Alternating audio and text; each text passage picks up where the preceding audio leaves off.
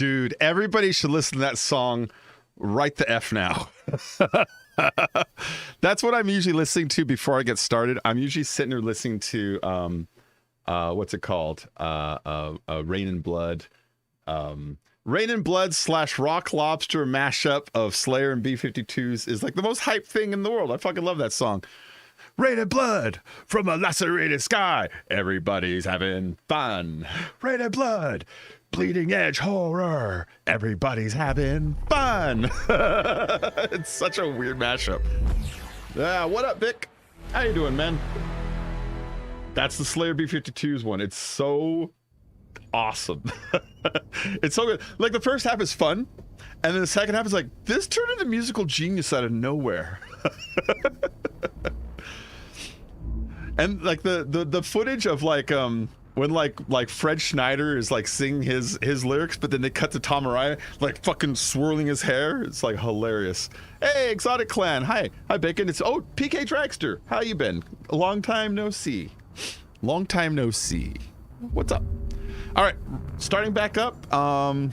What did we do last night? Last night we rescued Liara to Sony, and we met her. She is an Asari. They're the blue girls with like the tentacle squid heads, and she was studying this Prothean dig site, and she got attacked. We saved her, and then we brought her back to the ship, and she kind of like told us like a little bit about the history of the universe.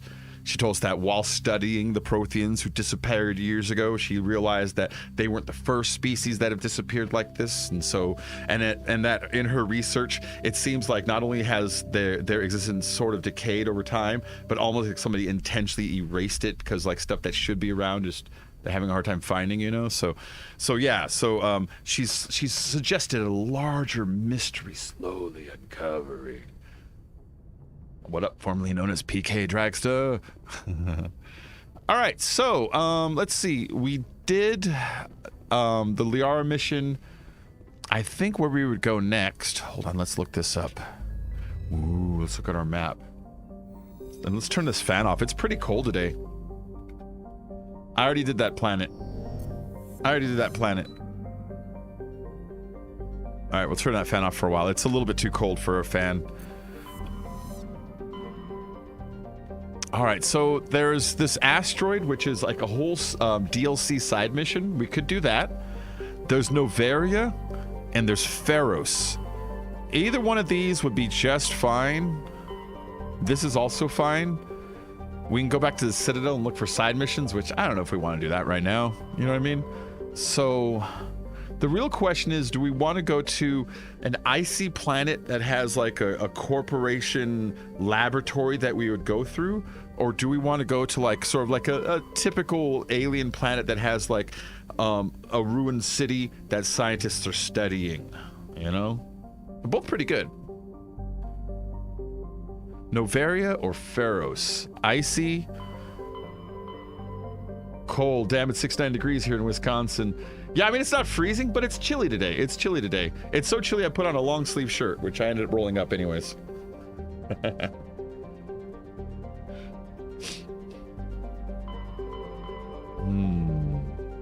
Hey, Nessa, how you doing? So, I'm leaning towards Novaria. That's the icy planet that has like, it has like a corporate like headquarters that they run laboratories out of. So I'm thinking there. Let's start flying over there. So there's PAX. This is the galaxy cluster, and inside this galaxy cluster, there are two galaxies that have what I'm looking for. Two galaxies that I can explore. There's the Strenus, and then there's the Pax Galaxy. But the Pax Galaxy is one that obviously has my goal on it because it's got a big marker on it. But if I wanted to, I can go to the other one. They need a Warwick skin. They need a Warwick everything. Your setup is way cooler. Dude, it is, man. I spent a lot of time setting up this year. Thank you very much, though. That's nice of you to say. We got new mic setups, new headphones, new chair. Got ourselves some sound panels in the background, a little bit of lighting, which It's daytime, so the lighting's only sort of showing up, you know? You can see it's blue right now. It's turning to like a, what is that, green or no, pink? Yeah. A couple pillows from the 99-cent store. And a dog. She's always chilling right here. Lots of magic goes on in there. You know, I was watching this history of special effects, Warwick, and they were talking about the T-1000 and its morphing shape, and they were talking about the history of where that came from, and that's when Willow came up. And I was like, oh, I haven't thought about Willow in a while. And do you remember when Willow is trying to change the good witch into the proper shape, and she goes from like an ostrich, like a lion, and then into like the lady? That was one of the first uses of like that CGI technology that was also available in the T-1000. The very first use of a full CGI character came from the most unlikely movie. It came from Young Sherlock Holmes. If you've ever seen Young Sherlock Holmes, it's this Steven Spielberg movie from like around 1986. There's a scene in it where a stained glass mirror jumps out and the knight on it starts like fighting a dude, and they were showing how like that was the first use of CGI effects ever for a full character, you know? I just want to thank you, Bacon. I am doing, let's see, I am doing TikTok now. Ooh, and I have 11,000, and every time I upload, I thought of you, what you told me, and it's never go. Oh, that's awesome, man. How cool. You got 11,000 followers or subscribers. I don't do TikTok, so I'm not sure what they call them there, but you know what I mean. Followers, fans. That's awesome, man. That's awesome. Yeah, I love watching stuff on special effects, and that video on the T-1000 was amazing. So many of the footage of the T-1000 was not computer. Requesting a vector and a berth. Look at this. Armed and tracking you. State your business. Citadel business. We got a Council Spectre aboard. Landing access granted. Normandy. Hear that? Advised, we will be confirming identification on arrival. If confirmation cannot be established, your vessel will be impounded. 1.1 million views. Damn, man! Congratulations. Very good, man. Very good. That's a huge chunk. Excuse me. That's great. Yeah, it's just there's a ton of grind involved, you know, and grind involves patience and perseverance, and you can't let the grind you down, you know. That's cool, man.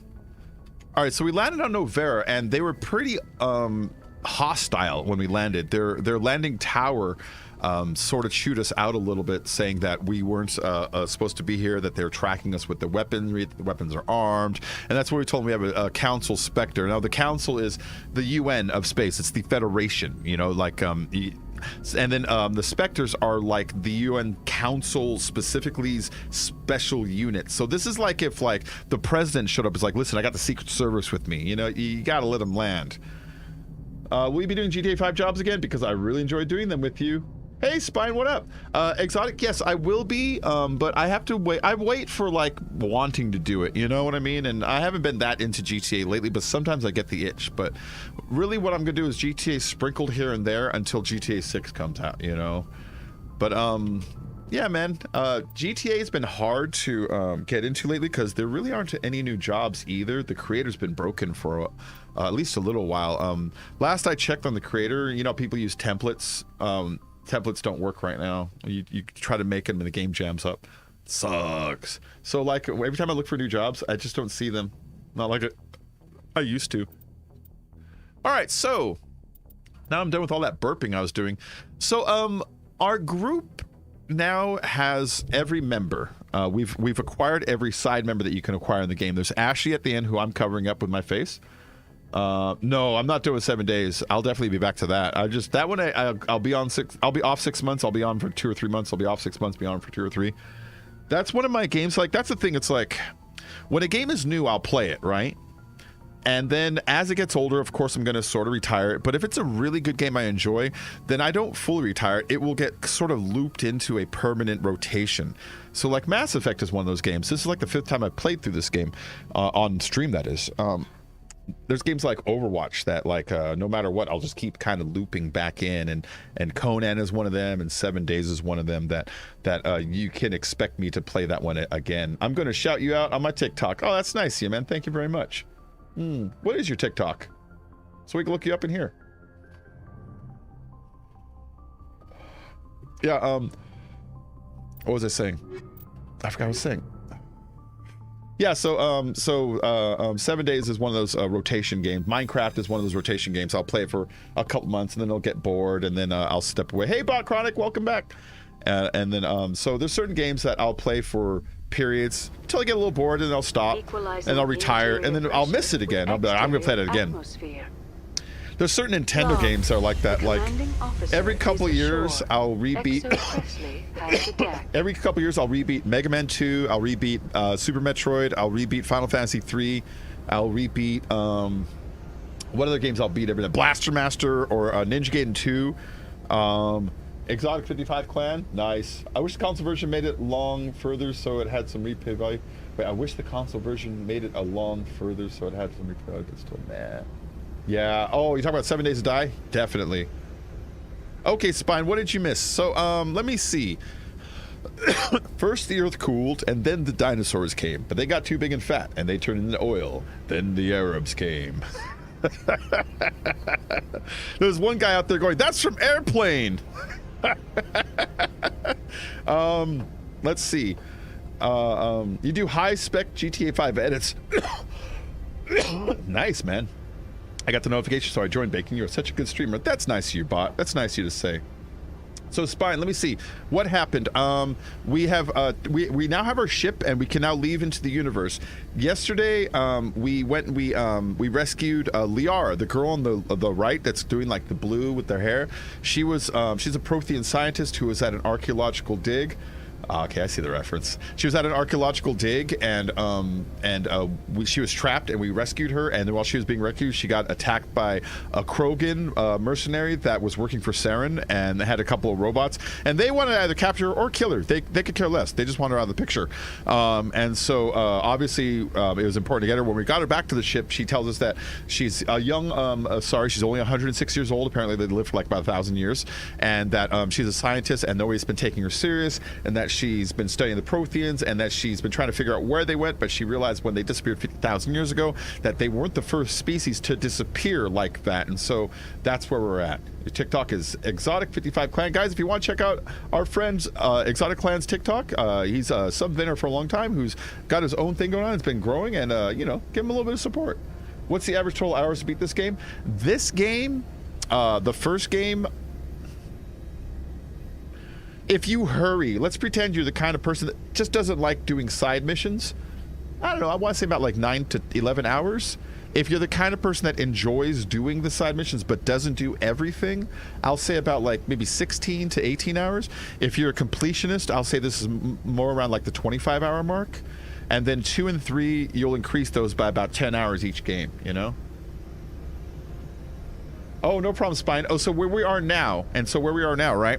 So we're going to fly through the universe, and we've been given a couple of leads, and one of the leads is Saren. He's that bad guy from the beginning. Remember, he had like a lady that was talking in his ear on the recording.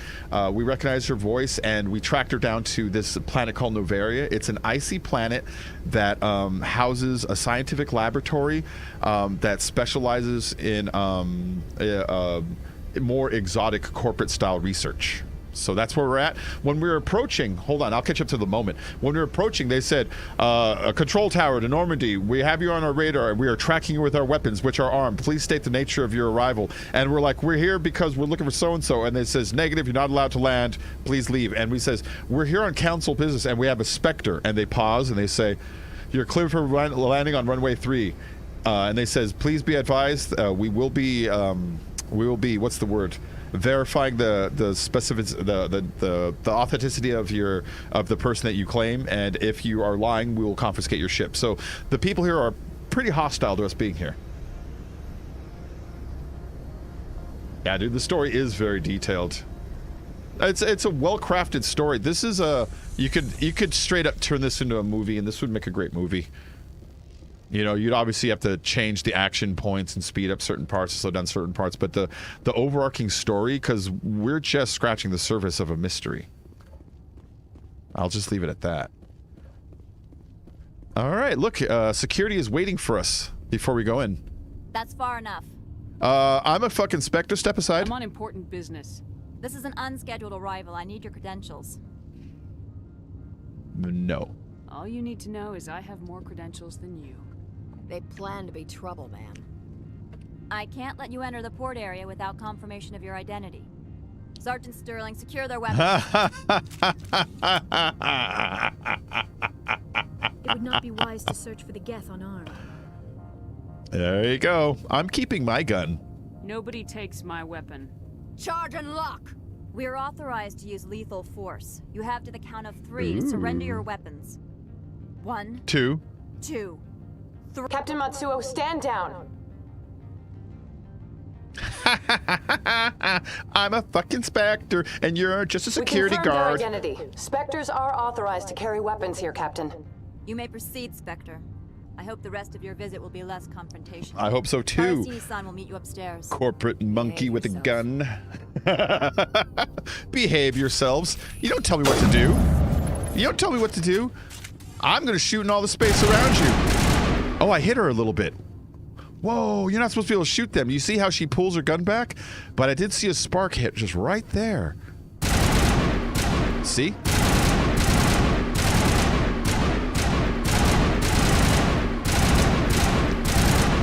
I think I hit her on the arm a little bit. I hit her on the arm. You suck, lady. You too. I hit you in the ass and the elbow. The game doesn't let you shoot them here, so it actually automatically holsters your weapon, but if you use the automatic stuff, it fails a little bit every now and then. See, I got him on the arm. Yeah. Anyways, let's holster before we go in.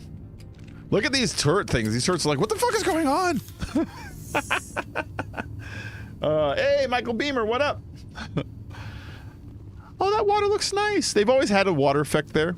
They improved it. But I did always find that this area was very lackluster in the decoration. They go for this this sort of RoboCop feature where everything's just made out of, like, just this slab stone, which, you know, I mean, I guess... Don't mind the I didn't steal from your target. I am Gianna Parasini, assistant to Administrator Ananias. I stole We from their apologize for target. the incident in the docking bay. I paid for these chips. These chips, I paid for them, so I'm just going to leave and eat the chips. Okay, bye. All right, so this character, let's get to know her. I am Gianna Parasini, assistant to Administrator Ananias. We apologize for the incident in the docking bay. We're in a hurry, lady. I'm not going to be completely rude to her. I have urgent business here. It's good to get to know One the of help. my duties is orientation of new arrivals. Do you have any questions? I heard there were Geth here, which is one of the reasons I came here. I did hear Has there were Geth anyone here. unusual passed through here recently? Unusual? Geth are the And evil a robots. Sorry, matriarch passed through a few days ago. Lady Benezia. Benezia. She is here? Lady Benezia is, just a quick catch up, is the female voice that we heard on the recording with the ultimate bad guy. And coincidentally, the blue lady, it's her mother. We've established that. I'm not giving away secrets here. We already talked about that. That's her mother, and her mother is a very old Asari. When Asaris get very old, they get like respected like as like wise people, and she has entered that state of her life so that she is referred to as Matriarch Benezia. Yep. All right, she's a dead woman. No. She left. I need to talk to her. Can I speak with her? Benezia left for the Peak 15 She's a research dead woman. complex days ago. To the best of my knowledge, she's still there. Yeah, well, I'll require your cooperation. You'll be needing to let me go there. Good. Give us directions and we'll be on our way. You'll need to ask Administrator Ananias for clearance to leave this port. Okay, where's Ananias? Where can I find the administrator? His office is on the main level, left at the top of the elevator. Why are there so many guards here? Pretty heavy security for such a small port. She's The experienced. Executive Board does everything in its power to protect the privacy of our client corporations.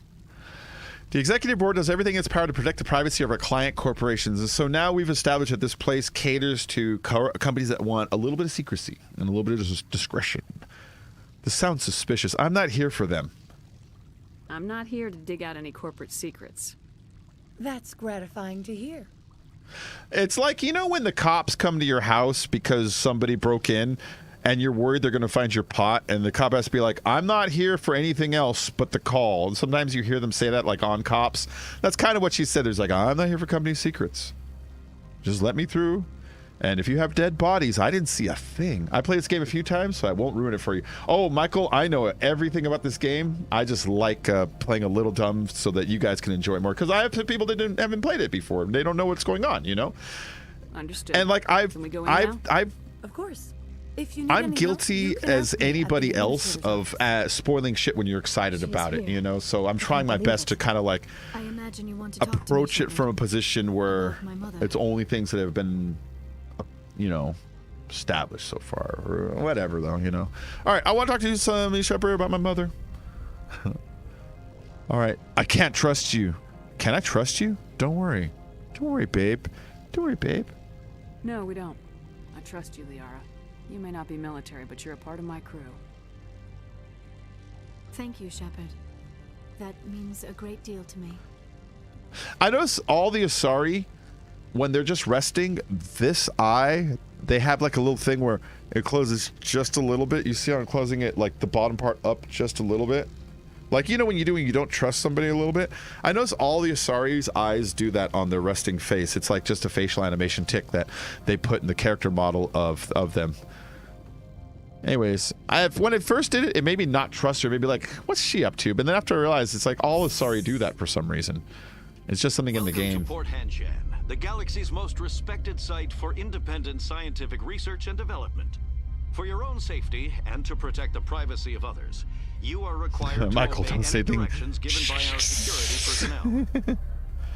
If you have questions or concerns, our I can't friendly skip this administrative elevator. Staff is always available. Thank you. Okay, and so enjoy your stay.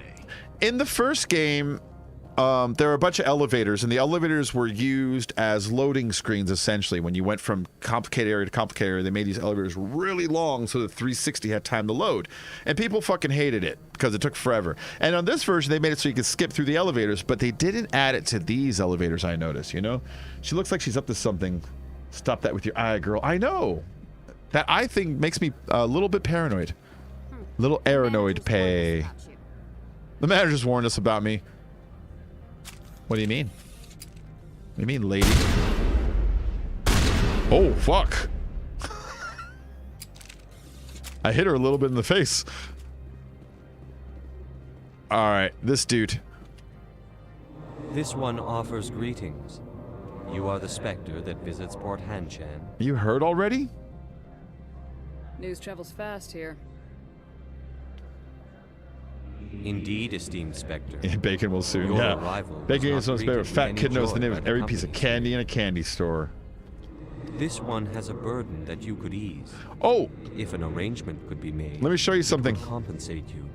That character right there, that This species, one has procured a special item you hear for how a they customer. talk? The item is not permitted within the station, but you could bring it through customs. Okay, that's a Hanar, and they all talk that way. They all talk in this very metered way. They all have this very metered way. So I'm going to show you something today. I have a shirt. In Mass Effect 3, there's a movie poster, and the movie poster is for an 80s cop movie starring one of these creatures, and it's called Blasto. And this is the fucking t-shirt for Blasto. Look at that. Look at this thing. I had to buy this thing immediately as soon as I saw it. So, it's on a poster in one area of the game in Mass Effect 3.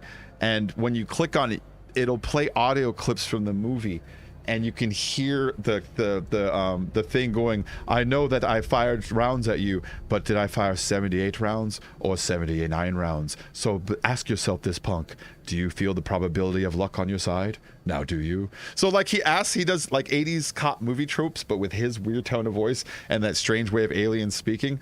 It's fucking great. And so I had to pick up this Blasto shirt as soon as I saw it. I'm like, I'm getting the Blasto shirt. I'm getting the Blasto shirt.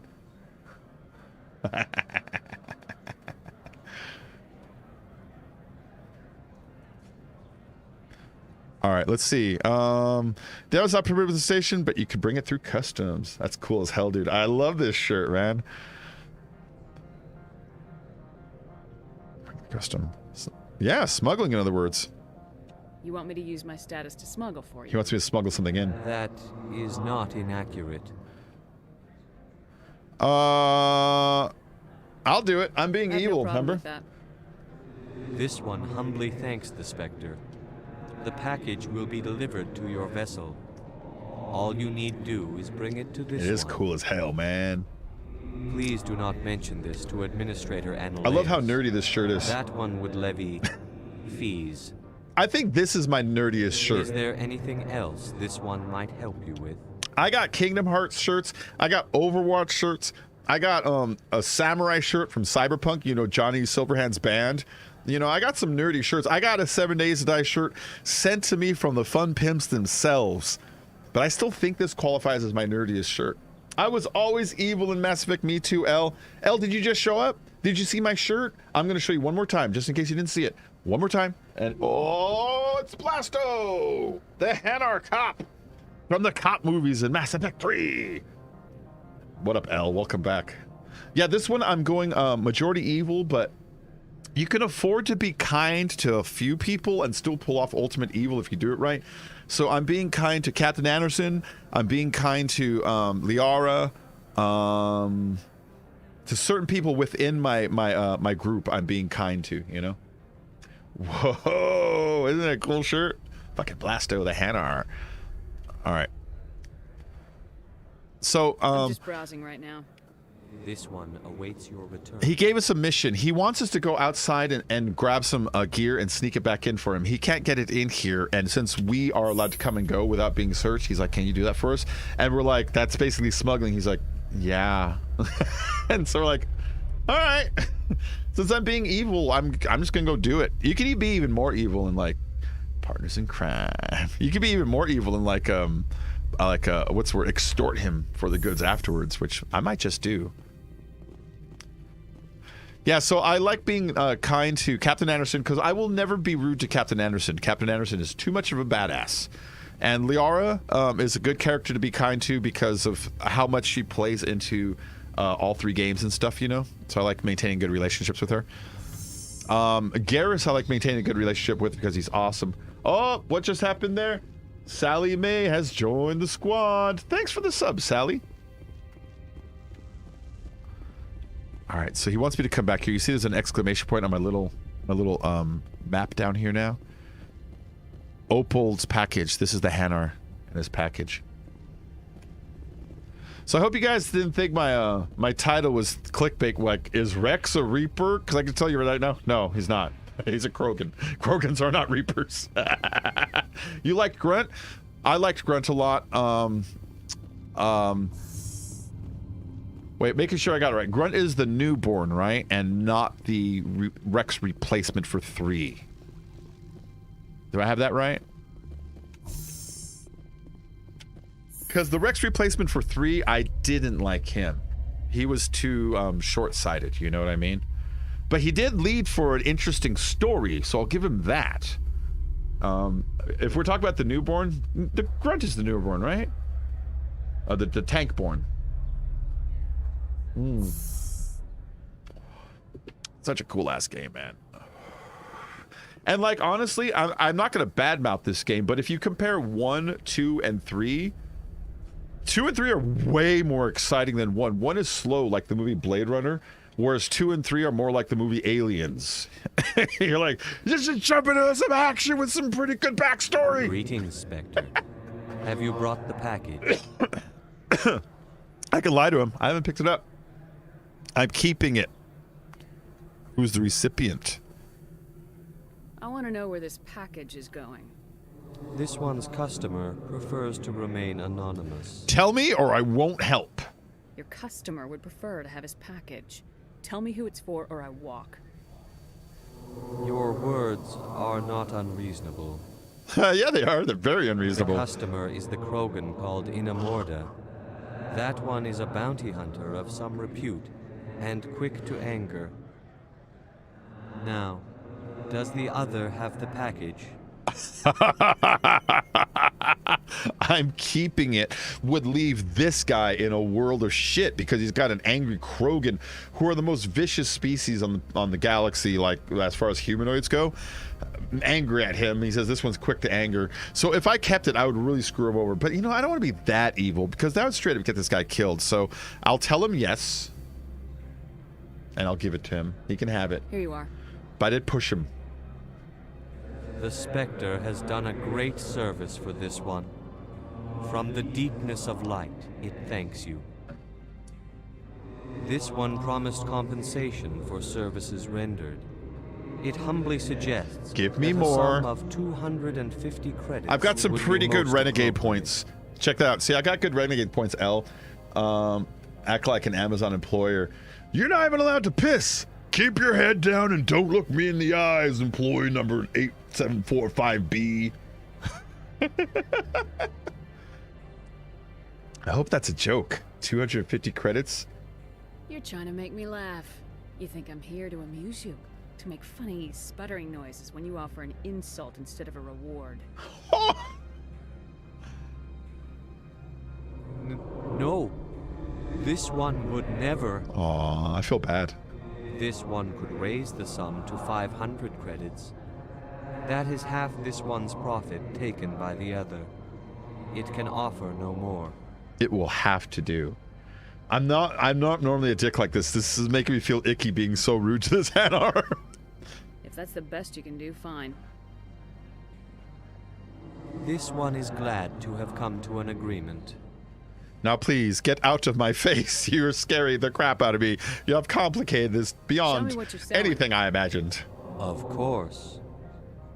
So let's at least, what I have been buying from all of them is I tend not to buy stuff from these guys until I get later in the game. But then coming in here, they have these grenade upgrades. They'll have metagel upgrades, and then they'll also have licenses. The licenses are basically when you buy the license from him and go back to your ship, the merchant on your ship will also carry the same stock that he's carrying mixed into his inventory. You'll have to pay a little bit more for the convenience of having it on your ship, but I just like grabbing all licenses everywhere, so when I'm later in the game and I got all the money in the world, I can just like do a one-stop shop on my boat. All right, so we're supposed to talk to Analeus. He is the administrator of this place. He's in here. Slap him like the pimp you are. Don't make me put my rings on. I got some new cat. Speaking of pimp, I got some new cat ears coming today. I like these ones. They're great. But I got some that they're the same brand, but they're like black and like a bright purple. I got those coming instead, so I can swap them out. Or I can have 4 ears. Hey, it's Gianna Parasini. She was at the front gate. How can I help you? Tell me about the lab. How large are the facilities here? We have 17 research complexes built into the mountains. Each is a self-sufficient facility housing a staff of hundreds. Ah, all right. What about the corporations? Tell me about the companies that work on Noveria.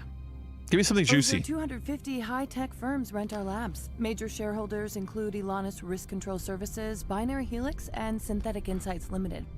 Oh, dang. Look at those names. Okay, so there's Elanus Risk Control Services. So they sound like they're a security organization, Risk Control Services, you know what I mean? Binary Helix sounds like genetic modification, and Synthetic Insight sounds like straight up AI and cyber sort of stuff, you know what I mean? You're very jealous of what? Me slapping someone like a pimp? I'll slap you. No, I won't slap you. I'm kidding. What are you jealous of? What are you jealous of, Miss Ellie? Miss L. Bennett. Oh. That's good. I was just kidding. I hope you know I was just kidding. Ah. Let's get another Sobe out. These are great. These are great.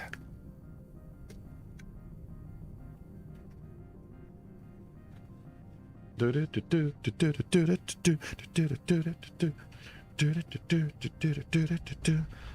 let's check out Elanus Risk Control, which, like I said, sounds like guards work for ERCS, don't see? they? military security. The executive board gets a The discount Cattiers, on oh, they're facility awesome. security. They're only like Ilanis also develops lethal and non-lethal weapons. they're like on Amazon. You can get them for like $15.99, something like that. You know, they're just little clip-ons.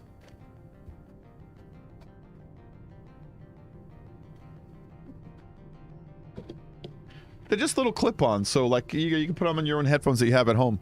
I love it. I love it. Yeah, and they're like $15, something like that. All right, so the executive board gets discounted facilities. Ilanis also develops lethal and non-lethal weapons. What about Binary Helix? Binary Helix. They work in genetics? Yep, see. BH is a leader in genetics and biotechnology. They try to keep a low profile in the media. Much of their research is in biotic modifications. That angers many Luddite, organic baseline, and fundamentalist groups. Luddite is a fun word. Luddite, organic baseline, and fundamentalist groups. So in the future, those are the people that oppose any kind of computer modifications or genetic modifications on people are just basic stupids.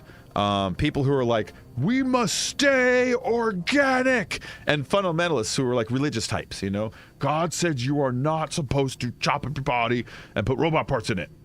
It's like, all right. But that makes sense. You know, that makes sense. That's always who it is. What about Synthetic Insights? Haven't I seen Synthetic Insights in the news lately? They're one of only 4 corporations licensed by the Citadel Council to develop artificial intelligence. They attract many protests. No agitators have ever breached our security. That's why they invest heavily here. Nice. Now tell me where Annaleus is. I'd like to speak to Annaleus. One moment, please. Mr. Annaleus. Yes, what? You can already tell he's a Commander Solarian by the Shepard is voice. asking to see you, sir. Right, fine, come in. All Solarians have that voice. They all have sort of a nasally, quick way of talking. Sort of like this, the way I'm talking right now. This is how most Solarians talk. They're very nasally and quick talkers. They talk like they almost talk like they're from old-timey movies. Look at that. He just has like a floating turret hanging out in his office. Make sure no one fucks with him. You will excuse me if I don't stand up. I have no time to entertain refugees from that urban blight called Earth. Already bashing on Earth. Let's be a dick. Funny thing about humans, we're pretty loyal to our homeworld. My homeworld is clean. Poverty is non-existent. If you take some perverse pride in that overheated, acid-washed slum, that is your business. This greeting is a courtesy and will only cooperate as required by the executive board. Businesses come here to avoid the second guessing of galactic law. Wow. I was just thinking about that. It's like, you know how like in movies like Independence Day, when the aliens come, all the countries on the Earth, they finally have a reason to get together and stop fucking fighting each other because there's somebody else to fight. I was thinking, it's like, wouldn't that be a trip if that's the way we solved our poverty? If some alien species showed up, be like, look at you, you fucking lowlife. What are you, throwing rocks at the sun, letting your people starve to death? You acid washed, you know what I mean? Like the way he looked down his nose at our planet, and you know, his accusation was pretty accurate. I can't say he was wrong. All right, business comes here to avoid secondhand guessing of galactic law. Isn't lack of oversight risky? Are you telling me you have no safety protocols? Don't be ridiculous. Do you think a for-profit company would take no precautions against loss of life and material? Project leads have the final say here, not meddlesome politicians. All right. You know what he's doing here? Can almost be compared to in BioShock. Do you remember, what was the name of the underground city that Andrew Ryan made? I can't remember what he called it, but you know how he made that underground city so that he could be free from any government oversight in any of his experiments that he wanted to do, so he could do whatever the hell he want, you know? Let's see. He got the voice of something here from a commercial in the 60s advertising something pointless. Oh, he's got the voice of something, yeah. Try new toothpaste today when you buy a car. Buy a car and try this toothpaste.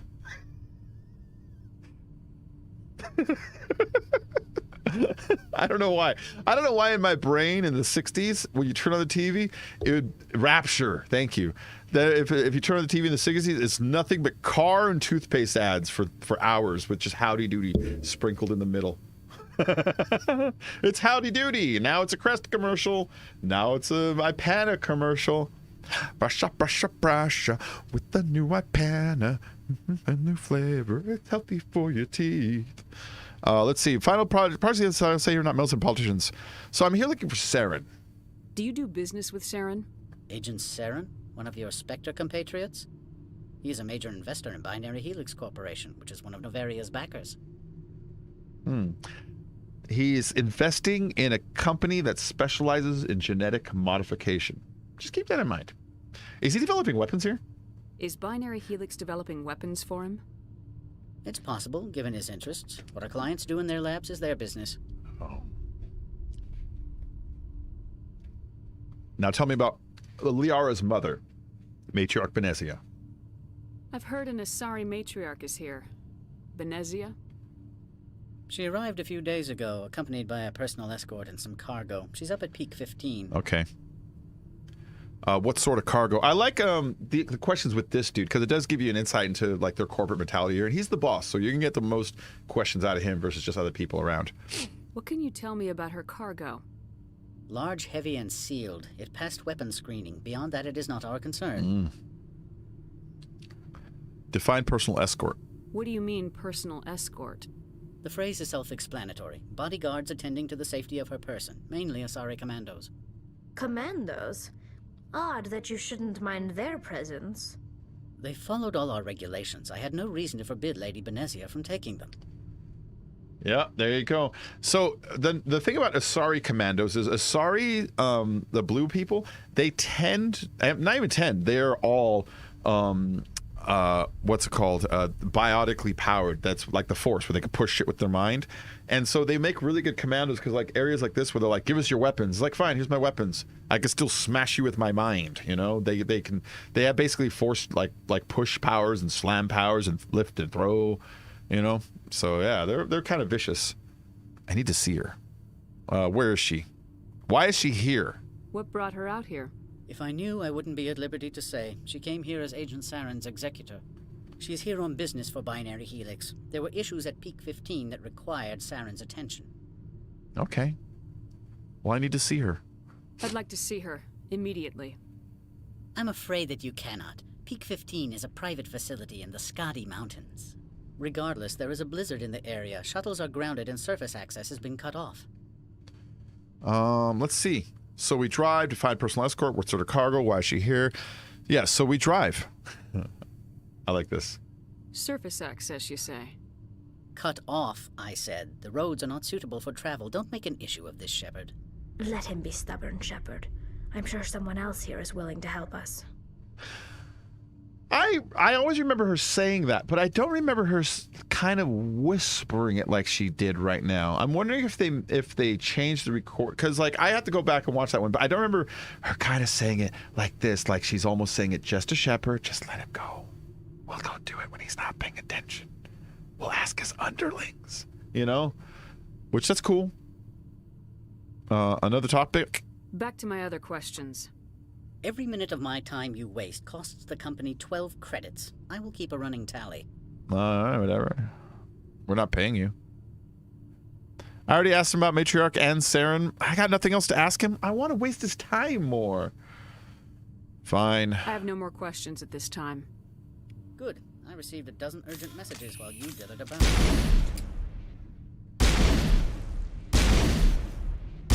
See if I can snap it to his head before it pulls away.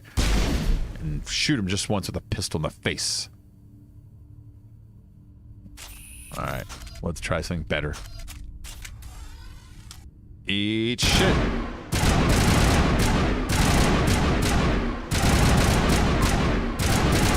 I think I hit you in the arm a couple times there. I definitely hit your computer.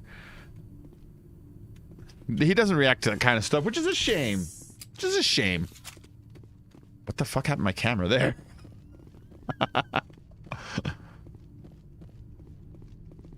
You've never worked in the corporate world, have you, Commander? You can't bludgeon through bureaucracy. You can shoot your way through it. I saw the beginning of RoboCop. That did a whole lot, actually. Let's see. Don't underestimate me. I can see that. What do you suggest? Don't underestimate me. I can bludgeon pretty hard. Talk to Ulrich Keen. You should be able to find him at the hotel bar. Can't say more. Not within earshot of Mr. Analaeus. Okay. I remember Lorik Keen. I remember everything he wants me to do. Your character reminds me of Mia Jovovich in The Fifth Element. You know what they did, L? This is the default face for Mass Effect 3. So the new Legendary Edition, because remember how the face in 1 looked all janky? What they did, they took the final face from 3 and they loaded that as the default face for 1 and 2. So when you choose the default, it is now consistent all the way through. Isn't that nice? I didn't fuck with the face. I just left the default face. Her name is, this is Deathfank's idea. It's a great name. Her name is German Shepherd. TurboVic said that we should name her Dax Shepherd. I normally name her Sybil Shepherd, but since I asked them what should we name it, we went with that. And so her name is German Shepherd.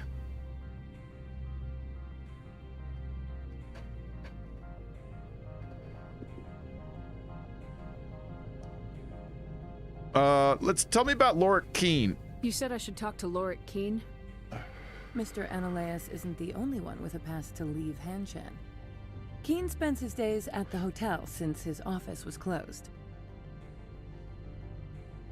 All right, then. Tell me about the corporations. You already did. Tell me. I already asked those. All right, well, that's all I got then. I've taken up enough of your time. Not at all, Spectre. This is my job, after all. I'll see you later, lady. So yeah, she's basically like, stop talking that dick. Go and just talk to this dude, Lorik Keen. He's chilling in the bar. Now, all these guys are like dead NPCs. This is one thing I I would have done to dress up this version is this room is very boring. I would have given these guys a generic thing to say. She's a bad girl. I would have given them a generic thing to say, and then B, I would have hung up decorations on the ceiling just to kind of complicate the room, piping or just something, you know. Yeah, they changed a lot of really good things in this. They changed the default face. They changed combat in 1. Remember how the shooting was super janky? It's a lot tighter. It feels much more like Mass Effect 2 now. It's not quite there. It's somewhere between 1 and 2, but when you aim at something, you're probably gonna hit it now, you know. Any other major changes? You can skip elevators, or at least in the Citadel. Your XP, instead of 60 levels, you have 30 levels, but twice as many points per level and twice as much experience to get a level, so it's like the same thing. All the DLCs are included except for the one on Mass Effect 1 that included you going to that VI school where you just shot waves of enemies. The reason it's not included, it's a really neat reason. When they went to go get all the DLC to put it in, they're like, we need to get the source code so they can... Mass Effect 2 is beautiful. Uh-oh, hold on. Okay, my bandwidth dropped for a second there. Mass Effect 2 is beautiful. When they went to get all the DLC so they can compile it and remaster it and put it back in, they went to go get... I can't remember what it was called. There was Bring Down the Sky and the other one. It was the other one. When they went to go get it, that one was actually developed by not BioWare, but a third-party team. That's why it didn't feel the same, and it was kind of weird. And when they went to go get it, that team no longer exists, and their source code is gone. They don't have access to it. It's gone. And so they weren't able to take that source code and then just tweak out the textures and tweak this and that. It's gone. And so they said that if they wanted to release that DLC, they would literally have to rebuild it from the ground up. And since people actually didn't like it in the first place, they said, fuck it. And it's like, yeah, you know, that DLC has actually been missing online for like a couple years now. So I believe them when they say they haven't been able to get it. All right, this is not the bar. This is, what is this called? Docking Bay? I just came to talk to this dude because this dude I think is kind of a neat dude. I've never gotten out through this way, but I think there's a way of getting out over here. Yeah. What? You're the Spectre that just got here, right? You stand out. Probably the guns. I used to be a military tech. Except for Maiko's people, everyone's too corporate here. They just sit around sipping expensive water. What can I do for you today? They just sit around sipping expensive water. So what can I do for you today? I need to leave the station. How can I get into the garage? You need a pass. You can get one from Ananias or the managers, if you can polish enough gizzard. Polish gizzard. Tell me the local news. What's been going on, buddy? You seem like you have an ear to the ground. What's happening around here? There's the problems up on Peak 15. I like his colors, his orange and blue. Synthetics Insights was shut down by Analeus, and a matriarch came through. A matriarch, eh? How can I get into the garage? You need a pass. You can get one from Analeus or the managers. Yeah. If you can polish enough gizzard. You have one though, yeah? Maybe you could let me borrow yours? Sure. If I wanted to lose my job and get sued into the next spiral arm, security tracks card use. Yeah, see, I can't ask him to do that. I have to go. You need anything? I'll be here. Yeah, it seems like this dude it seems like, because like there's multiple excuse me, there's multiple ways to beat stuff, and it seems like this dude is an alternate way to get into the garage if I do a certain thing, you know. That guy's cool.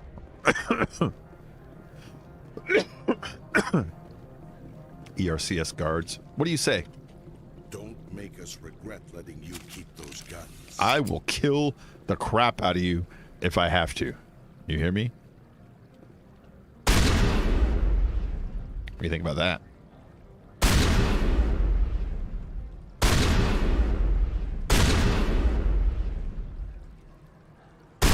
Haha, hit your head a little bit.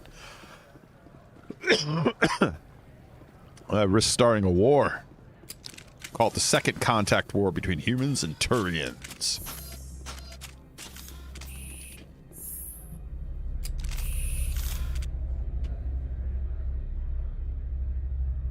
Have you seen this, L? Photo mode. Rockstar editor, basically. Although I can't move the camera while we're in this elevator. I guess it's just too cramped in here. Yeah, it's just too cramped in here.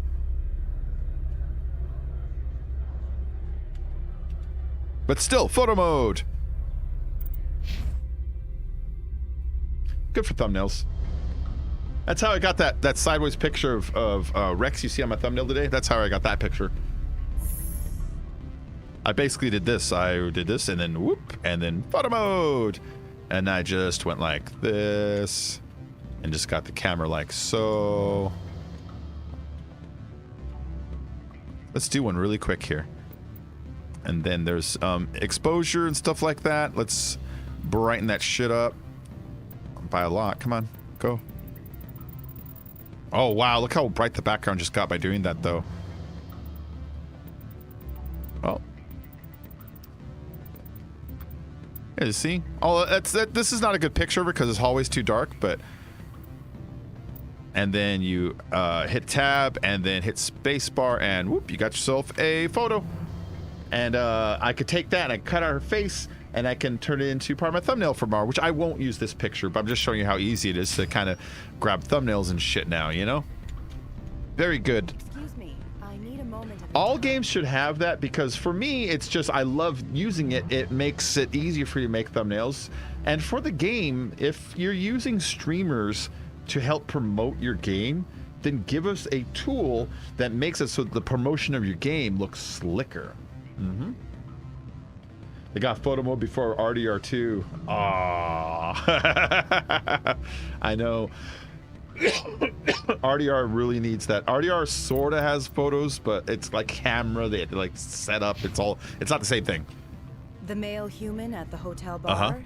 He's a sales rep for Binary Helix. His name is Rafael Vargas. I need you to speak with him. And you are? Do you know who I am? Everyone here knows who you are, Dullstone. Dullstone. That makes you ideal for my job. You are a known quantity, or so Vargas will think. See, she's got the squinty eye too when she did that. Here to investigate his company's Watch, dirty she'll do it in a minute. That will distract him from my real intentions. Let's see. Why me? What's this about? Why should I trust you? Strange people skulking in corners have gotten me in trouble before. I represent the Aramali City Council on Thessia. Our town is known Her for eye. its biotic amp crafters. She What is squinted your it. city's There it interest is. in Binary Helix? They do not manufacture amps.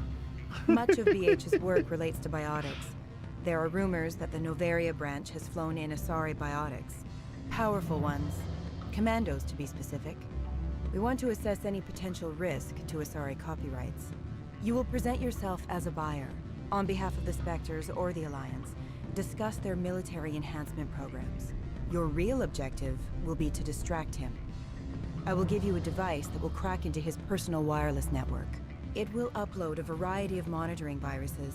They will infiltrate Binary Helix when he logs onto their intranet. Okay, so I'm supposed to talk to the Mark and keep him distracted so that the device I have on me will hack into his personal shit, because when he goes back to his company, we'll be able to, like, you know, spy on his company. This is illegal. I'll do it. What's my reward? What's in it for me? Money, of course. I would be well paid for this. So would you. 500 credits. I'll do it because it's illegal and evil, and I need to do every evil thing I can that isn't related to Captain Anderson or Liara or Garrus or one of the characters I don't want to be mean to, you know?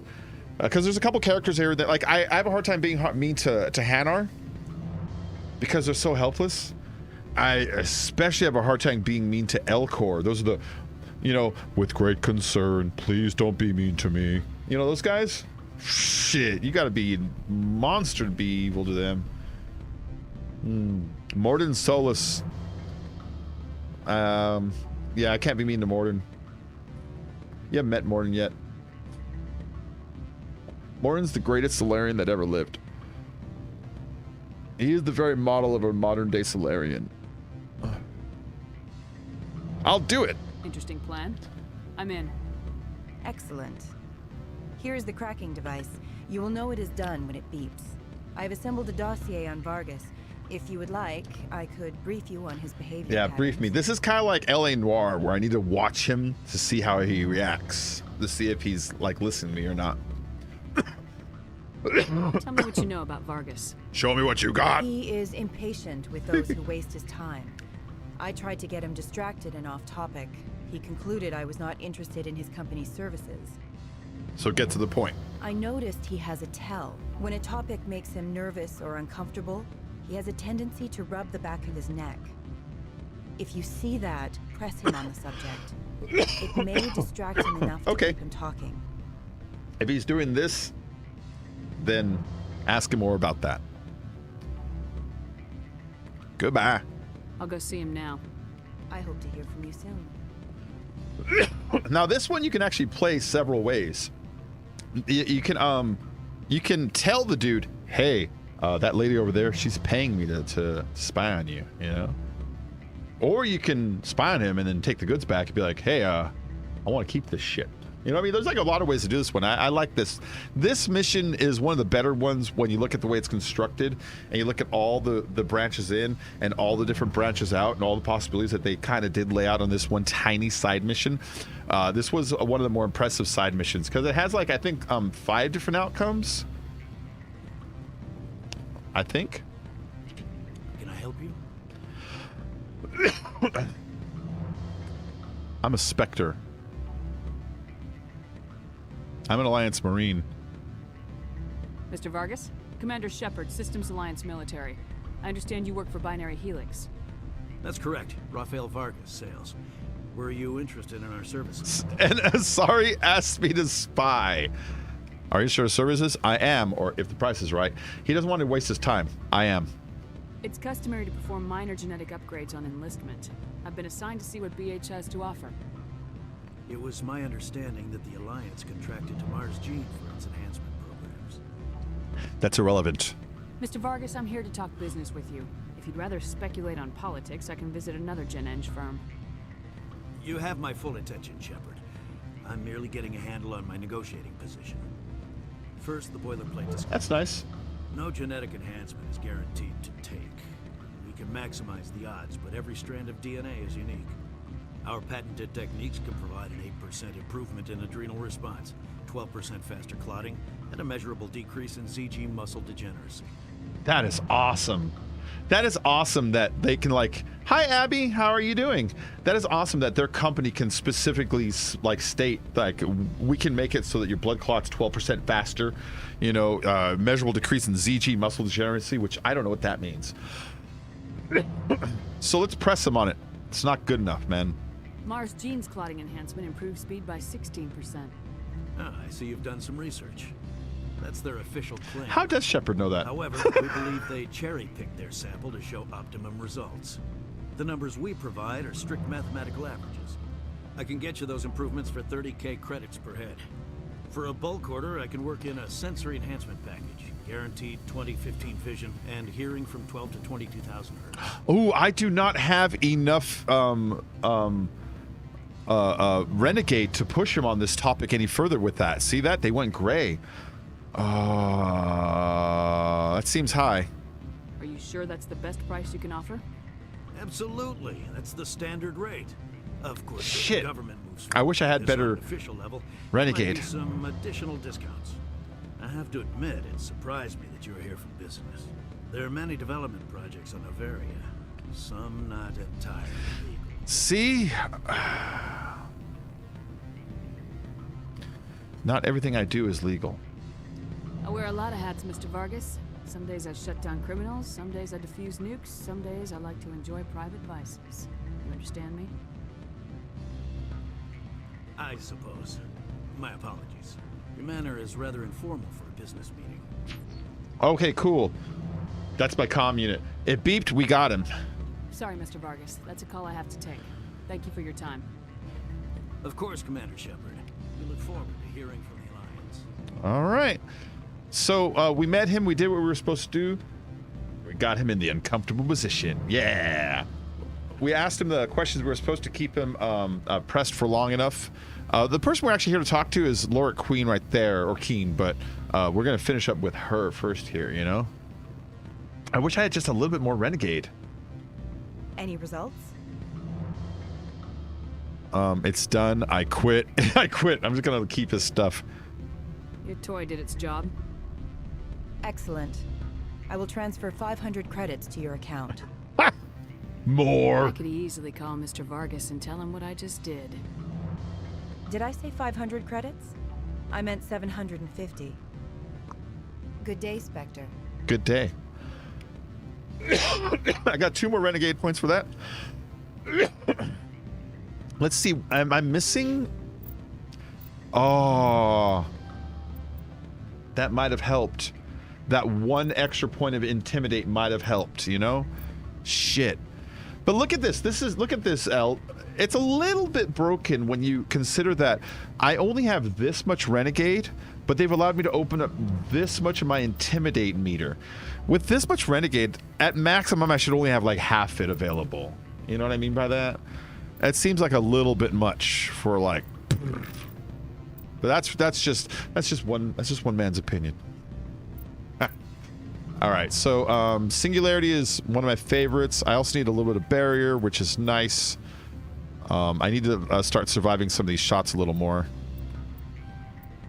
Then increase your health, your accuracy, and the strength and power of all your attacks. So that's just a general great stat. I just had a couple points to spend.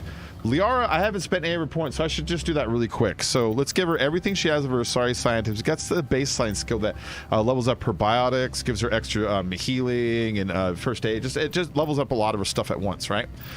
Since she's a biotic, I'm going to want to put as much into her biotic abilities. That's her force power, basically, you know? So we're going to open up her warp and her singularity, because singularity is probably my single favorite ability in the whole game. You create like a little black hole at something you target, and it sucks all enemies into that black hole. They float in the air and they stop shooting, and then when they are let go, they fall to the ground. If you can shoot them while they're in it, they can take mess them up. Have they updated personality traits too? I don't think they did anything to the way the characters act or behave in here, you know? I think all that stuff's about the same.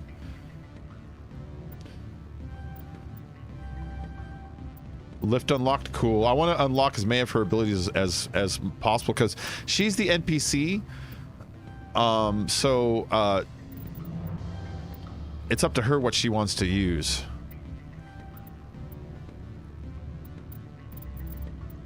There we go. And then Tally.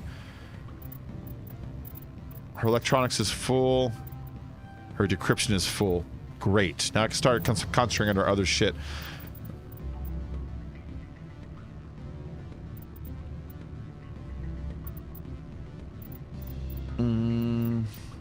Damping.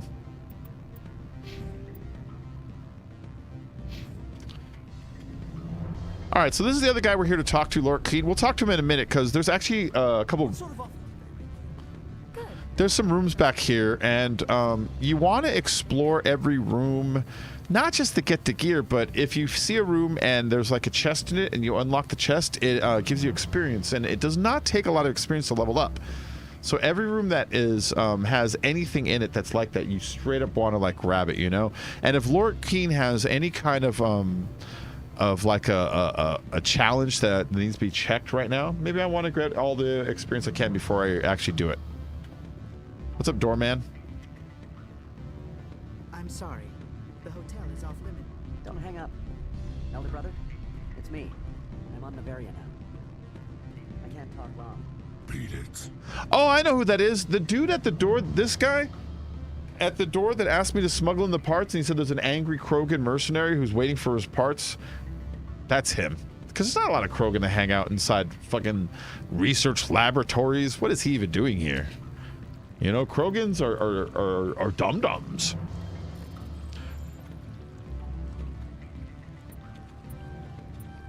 There we go. Security logs. Unauthorized transmission. Not sure if you received this, Doctor, but it's an imperative you make your way to the safe location. Your history with our organization has been leaked. Your base into the Newton system is no longer secure. I repeat, make your way to the safe location immediately. All right, whatever.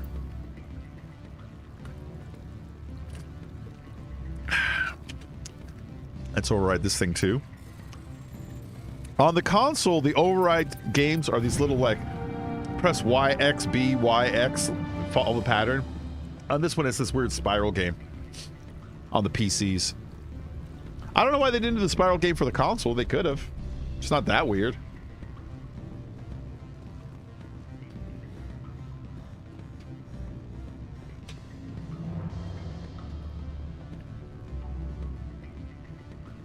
I think I forgot how fun the hacking system is. Yeah, it's nice. I think my favorite like mini game when it comes to opening doors or like unlocking a thing is either BioShock's weird little tube hacking system.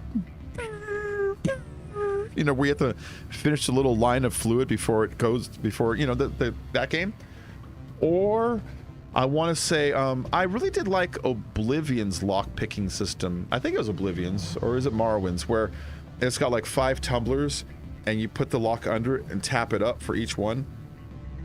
Both those were nice and engaging, you know. Afternoon. Sit down, have a drink. What can I do for you? Lord Keene. Are you Lord Keene? I heard you might be able to help me. You are the Spectre that just arrived, are you not? Hmm? What can an old Turian like me possibly help you with? Oh, makes me feel bad when he calls himself an old Turian like me. Spectre? Me? No. Let's shoot straight with him. Find a way into the garage. I have places to go. You need a pass. How fortuitous. I'm the manager of the local Synthetic Insights office. For the moment, at least. Mr. Analeas closed my office. He claims to be investigating reports of my corruption. The administrator is an interesting man. He's become quite wealthy since he took direct control of rents. Also, I think I was Oblivion with the lockpick. Yeah, I liked that system because that one I had to pay attention every time. You know what I mean? And on that one, I could open up an expert lock with a shitty lockpick if I was good enough. You know, and I thought that was kind of neat. So yeah, I start thinking it's like, if this guy's company rents space there, what is the administrator of the property doing investigating his corruption? That'd be like if, like, you know, you worked for Target, right? And you got caught like stealing shit, and instead of Target investigating it, the property manager from, you know, the local neighborhood that they rent on, they're the ones who investigated it. Like, that would be weird. So yeah, Analeas locking this dude out of his office so he can investigate his level of corruption. It's like, what are you doing, Analeas? An intriguing coincidence. I sense a connection there. Indeed. Indeed. I acquired evidence of Analeas' actions. His hired goons are ransacking my office to find it. I suspect your goal lies outside this port. Mr. Analeas would be disinclined to let you wander.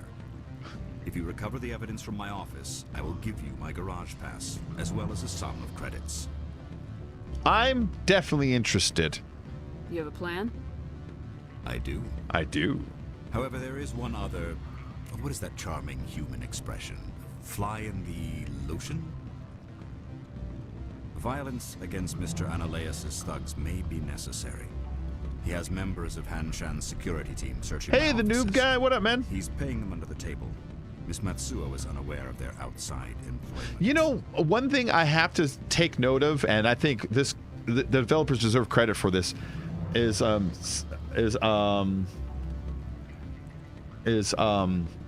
voice actors. There's all kinds of voice actors. You know how in Skyrim there's like 5 voice actors? It's the same people over and over and over again. And same thing with Fallout. It's like, you're just the guy from Skyrim. And like, while I love those games, don't get me wrong, they got a little lazy with hiring a lot of voice actors. Mass Effect, they have a fuck ton of voice actors. Like a lot of them. Little background actors, they'll do like only like 2 or 3 characters as background and then they're out, you know. GTA is also good at that, hiring a lot of voice actors. But like Oblivion and the Bethesda people, it's like they only have like 3 people that work for them. You know, if I was one of these companies, they even had Seth Green in the game. Oh yeah, he's such a good voice actor. If I was one of these companies and I did one of these games, I would straight up shoot for nostalgia voice actors. I would try to like, I would be like, is the Scooby-Doo gang still alive? You know what I mean? Can I get Fred and Daphne and I'll have them play like the woman man on my team? Can I get like, you know, the voices that used to do like, I don't know, fucking Launchpad from DuckTales, you know? Does he still do voices? I wonder if they can make one out of like traditional cartoon voices so that your character set automatically has a nostalgia feel when people hear those voices, you know? Like if you hired the Futurama crew, but then had them do different characters, but you can sort of hear them. You know what I mean? Like that concept.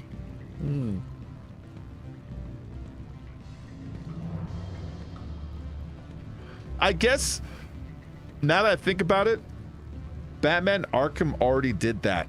Because they sort of took the Batman animated series voice actors. Don't forget the fan up bacon on as well. Same name, so easy to find. Oh yeah. Thanks, noob guy. Although I'm never really on now. Very rarely. I was over there years ago.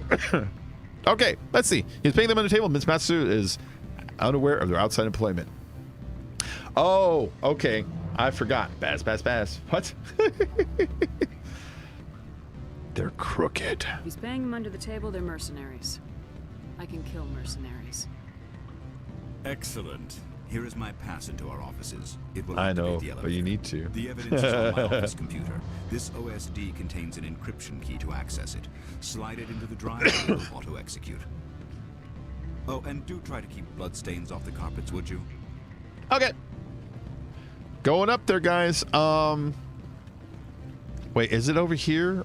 No, it's back over here. Yeah, wait. Yeah, it's over here. He wouldn't be sitting down here. Yeah, do you remember? Excuse me. Yeah, our friend Abby here, she streams on YouNow, I know. And do you remember when I did YouNow for that summer when they first launched? It's a little easier to earn money now as well. Nice. Nice, noob guy. Yeah, I streamed on it that one summer. I streamed on LiveMe and YouNow. That one summer. That one summer. Oh, I thought it was right here I had to go. Maybe I'm mistaken.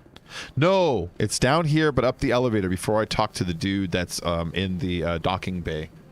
Now remember, this is not a large area, but she runs so slow, and it is sort of spaced out that if you're wrong, it's a pain in the ass to double back. But this is it. There's an elevator over here. In here. Going up.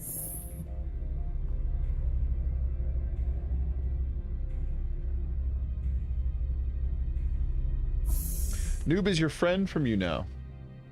I kind of figured that. I put that part together. Let's see. Oh. Freeze! Hanshan security. This office is sealed. Okay, so quick refresher because I tend to talk a lot and distract things. These people here are security for the head of the place, but the head of the place is corrupt. What he's doing right now is illegal. One of the people who works here found out that the guy who owns it is like stealing shit, and so this guy's like, you're under arrest, and he sicked his cops on his office to go clear it out to steal evidence, and that guy is like, they're up there stealing my evidence right now. And so my guy's like, I'm gonna go up there and fucking stop them. So these people stop me right now are pretending to be cops, and they're normally cops, but what they're doing right now is very, very, very, very illegal, and they know it. It's not like it's like, oh, you're sort of breaking the rules. It's like, no, they've crossed over and they're just straight up acting like thieves and thugs at the moment. And so I don't mind stopping them. Never actually played any of the Mass Effect games. Mass Effect games are very story based, so not that much shooting, a lot of a choice. So I just tell you that because I know some people like just shooting a lot, but some people like a good story game. If you like a good story game, this is just primo. All right. And it came out originally on the 360.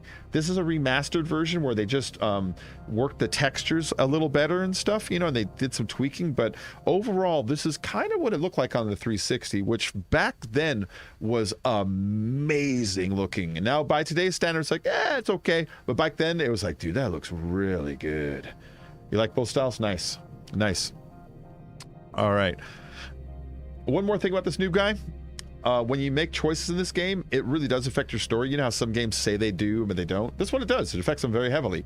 And the choices you make in Mass Effect 1, when you start Mass Effect 2, it takes your save file and loads it, and then has choices based on the things that you have either kept or closed off from 2. And then when you start 3, it takes your choices from 2 and 1 and does the same thing. So it carries your character and all of their story choices through, and the story ripples all the way through. It's really nice the way they built it. Okay, let's see. Queen let me in.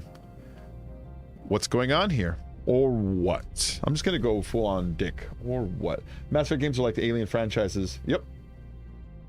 What do you do if I don't? You're the Spectre, right? Laura Keene is under investigation. Oh, heartless noob. I love Kingdom Hearts. I just finished playing through the Kingdom Hearts series. Like, when did I finish that? What, 5 days ago? I played 1, 2, and 3. I didn't do like Birth by Sleep or those because I don't like the combat in them, is really what it is. All right, let's see. So, you're the Spectre, right? Laura Keene is under investigation. You can't take us because, Agent Hellboy, I think I could take you. All right. Menelaus is paying you to shake this place down. That makes you a criminal. I can kill criminals. You're bluffing.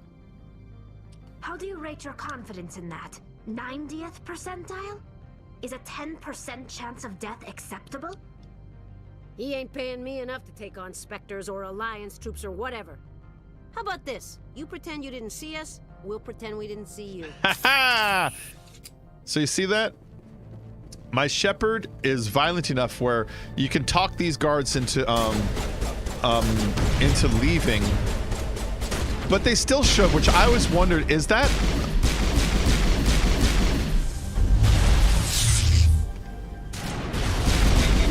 Uh-oh. Uh-oh. I always wondered, is that a, Come on, gun. Come on, gun. There we go. It was overheated. I always wondered, is this a mistake, what's going on here? Let's get out of here, guys.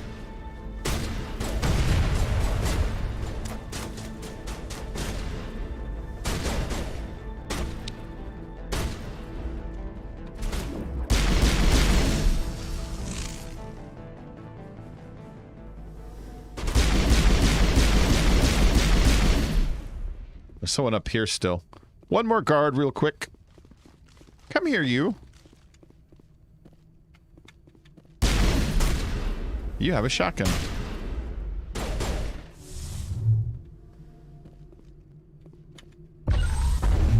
Oh, look. That's Singularity. Remember I said I like Singularity? It's like a black hole that you can pick up people and toss them around. That's the Singularity. It's my favorite power in the game. It messes people up. I know you told me about it and got me interested, so I bought all of them. Oh, I love them. They're so good. The Kingdom Hearts games, they're so good. Shepard didn't lie when he said she can kill criminals. I like the way she said, she's like, oh, that makes you a criminal. I can kill criminals. Let me in, let me in. Let us out, let us out. You downloaded the evidence from Loric's computer. Now, there's actually two different things I can do here. I can give the evidence back to Loric Keen. He needs it. Or someone presents an opportunity up ahead. Shepard didn't lie. Already read that. Someone presents an opportunity up ahead or something else I can do with the evidence. So we're going to think about... Oh, shit. We're going to think about what we want to do with it here. There we go. We got some hammerhead rounds and some heat sinks. These are upgrades. So you put the hammerhead rounds upgrade on your gun, and your ammo now has the hammerhead attribute, which adds plus 30% to its general force, which that's nice. And the heat sink absorbs more heat, so that your gun you can shoot more shots without it overheating. If it overheats, it has to go through a long cooldown period, which really sucks. I hate that. Let's take these. No one's gonna try to shoot me when I leave, right? Oh, look at that. There's more of them waiting for me. Do you see what I'm looking at? I can't aim at them right now. Whoop. That's the blonde one from the front door. Remember when I came in, she gave me crap? Are there any eye tricks, aka seizure warnings, in the Mass Effect games? I can't see in one, except for maybe at the end of the game, when the big final boss battle's going off. There's a couple of explosions, but nothing I can really think about, you know?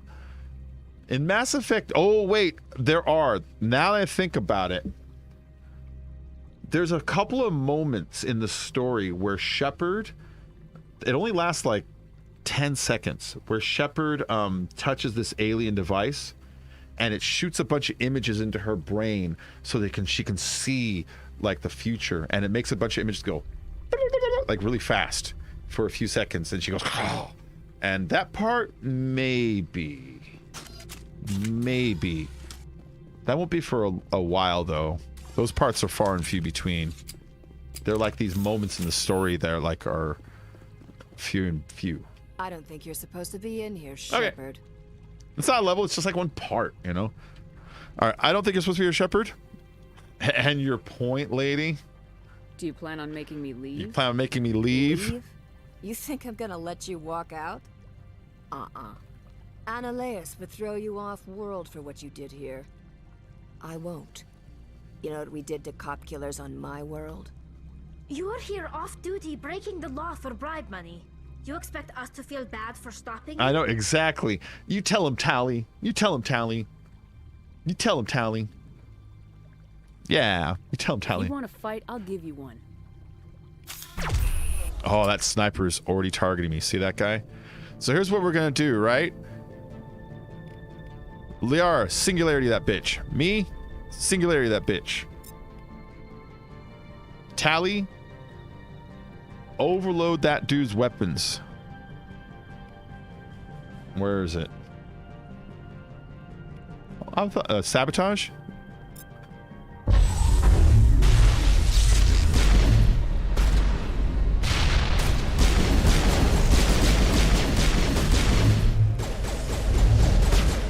Ha!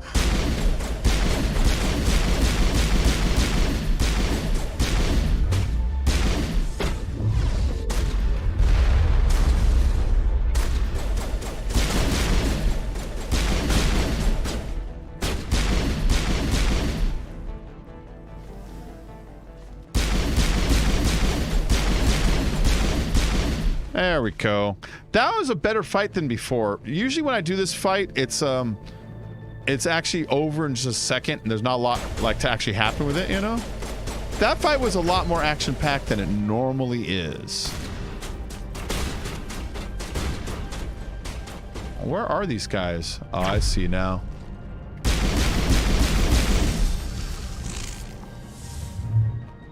I've got the high ground. What if I did that? See? That's the other thing it does.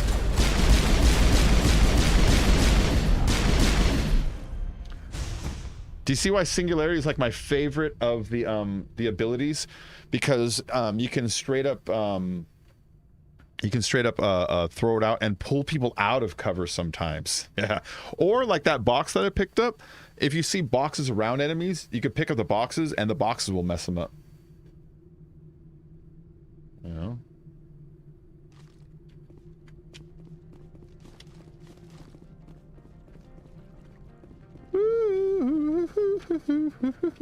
Can I open this? Oh, I can break in this one.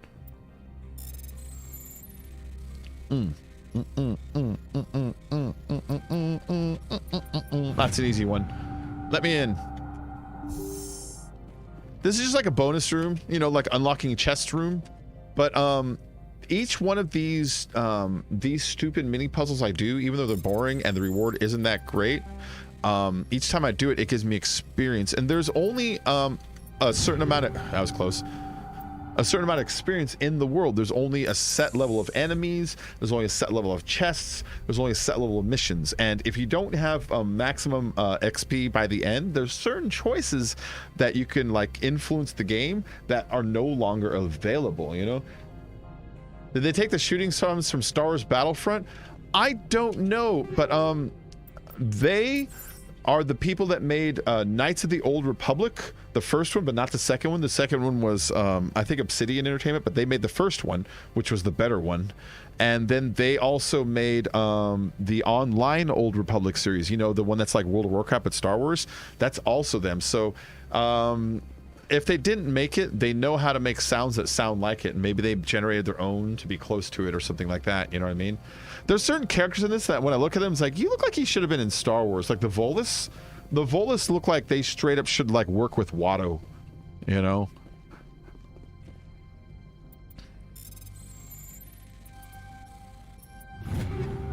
A couple pistol and armor. I'll normally stop and check for you know, armors and weapon, like, you know, like every now and then. I don't like to do it all the time because it gets a little tiring with how often you pick up random small pieces.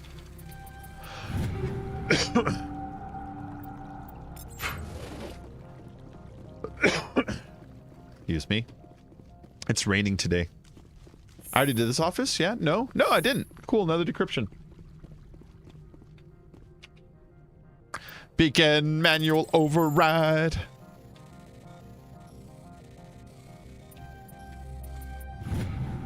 Missing persons report. To the attention of Administrator Annaleus, a man named Garoth is looking for information on the whereabouts of one of his freighters, of one of our freighters.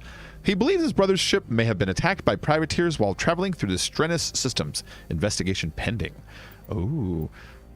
Journal. Okay, so what that does is I got the experience points for opening up, but if I go to my journal now and I pop into here, missing person, this is the thing, I just go to the Strennis system, go to the Strennis system in that Horsehead Nebula cluster and search for signs of Garrett's brother and his ship. If I go there, I might find a person stranded, I might find a person kidnapped, I might find a person who freaked out and ran off on their own. I might just find bones. I might find a ship that's been blown to pieces and stripped by raiders and nothing else. But either way, these open up little missions, and sometimes when you do these missions, later on you might meet the loved one who's like, I just wish I knew what happened to my brother whose ship got lost in the Strennis system that one time. And you're like, I know what happened to him. His head was chopped off by aliens, you know, and you can tell them that and get experience points. Yeah. So those little side missions, they're cool, and they're extra XP. They're more XP. You know, again, you want to cap out your XP before the end of the game so that you can influence the way the game goes better. The better XP and the more Paragon or Renegade you have, the more you can influence people's decisions during conversation and shit like that. Aha! See? Her. And him. Let's see what she has to say. Commander, I know what she has to say. There have been reports of noise from the Synthetic Insights office. Would you know anything about it? It must be Annaleus' thugs. I'm entirely innocent. I'm a shrinking violet. Of course not. Why would I? Don't play me, Shepard. Meet me at the hotel for a drink before you talk to Keen. I'll be waiting. So, what she offers is pretty tempting. So we'll go hear her offer, and I still might take her offer. Right now, the deal is Laura Keene says, now give me that evidence so I can prove that they're just fucking with me. But she has other plans for the evidence. And up until now, you've been like, I thought you just worked here as like a secretary or something, you know, like a secretary. Why do you want all this information? You know?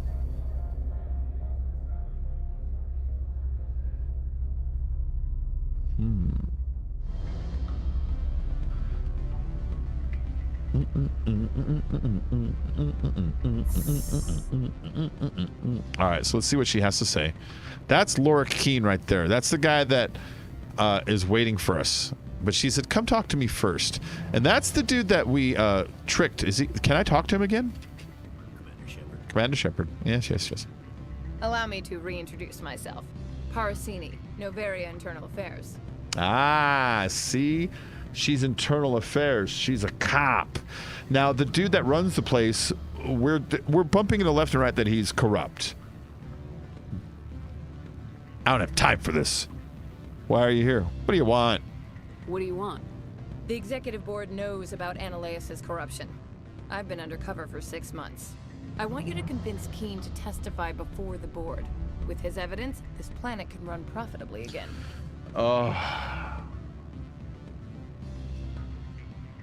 I have my own mission. I need Keene's past like I care. Let's investigate. What's your job? You work for Ananias. Can't you just take his records? He's a crook, not a moron. He doesn't keep logs on his computer saying, this month I stole 3 million credits. Keene's testimony and records are everything I need to prove Hi, Neil. How are you doing today? One package. All right. Let's see. Investigate more. Corruption. I thought corruption was the rule on Novaria. The rule is don't rock the boat. Self-interest is tolerated if it doesn't interfere with business. There goes her ruining her undercover mission. I know, really. Like, I'm undercover. Did you hear that, everybody in the bar? I'm undercover. I haven't changed my freaking accent to something that sounds like I'm from Jersey all of a sudden. I don't know how the fuck that happens. I'm supposed to be from fucking space. Did you notice how much her thing? How do I fix the blurriness? Oh, on your streaming window, there's a little gear, and if you click on the gear, wait, is it a gear? It should let you switch the resolution of your stream from like 480 to 1080 or whatever it is, you know? I think that's how you change resolution. I don't have a player in front of me right now because I'm playing the game. Hey guys, I'm a cop. Really, that's what she just did. Hey guys, I'm a cop. So, I mean, I work here for Ananias. Wink. Catherine Hahn winking, wink meme, you know, from like the WandaVision. That's me. Wink. The quality. There you go. Can't you do this yourself? Why don't you ask Keene directly? I'm Ananias' secretary. See? You think he'd believe me? That he'd meet me in some dark alley with his evidence? Like I care. If your executive board loses a few million credits, it's not my problem. I have my own mission. Yes. Tempt me. Of billions and all that. I couldn't possibly understand how important your work is. You help my investigation, I'll provide whatever you need. Favor for a favor. In the long run, it is better to remove the source of the problem. Look, Shepard, I don't like this either. You Spectres play fast and loose with the law. Yeah. It's bad for business. Are you calling me a slut when you call me fast and loose? Because it kind of sounds like that. Oh, the highest one that it'll offer, Abby. The highest one will offer. 1080, 720. The highest one will offer. Fast and loose. Yeah, I'm fast and loose. Pay me. No, I won't help you. I'll consider it.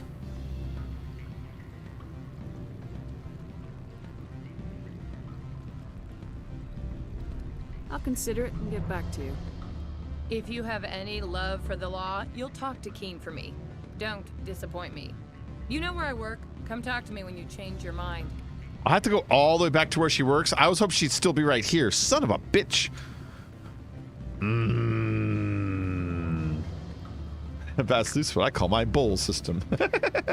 Always a pleasure, Spectre. Any news on that matter I asked you to look into? See, okay, here's the thing, right? She wants me to talk to Laura Keene into testifying. Laura Keene's like, no, I'm just here to do my fucking job. I just want the guy off my back, and I don't want to testify. And so I'm asking him to do something he doesn't want to do, and I can betray him and just give the evidence to her. And all of this would be betraying what he does. But the thing that would make me want to betray him is, remember that little Solarian who was shit-talking me in the beginning? You get to watch him get in trouble if you betray this guy. And it's like, oh, so that's the temptation. But you know what? I'm not gonna, it's done. It's done. I'm gonna ask him to testify. I finished the job, but an internal affairs investigator contacted I'm gonna ask him. She wants you to testify against Analeas. Now that you have my property, you want to dictate how I use it. I have no interest in a public spectacle.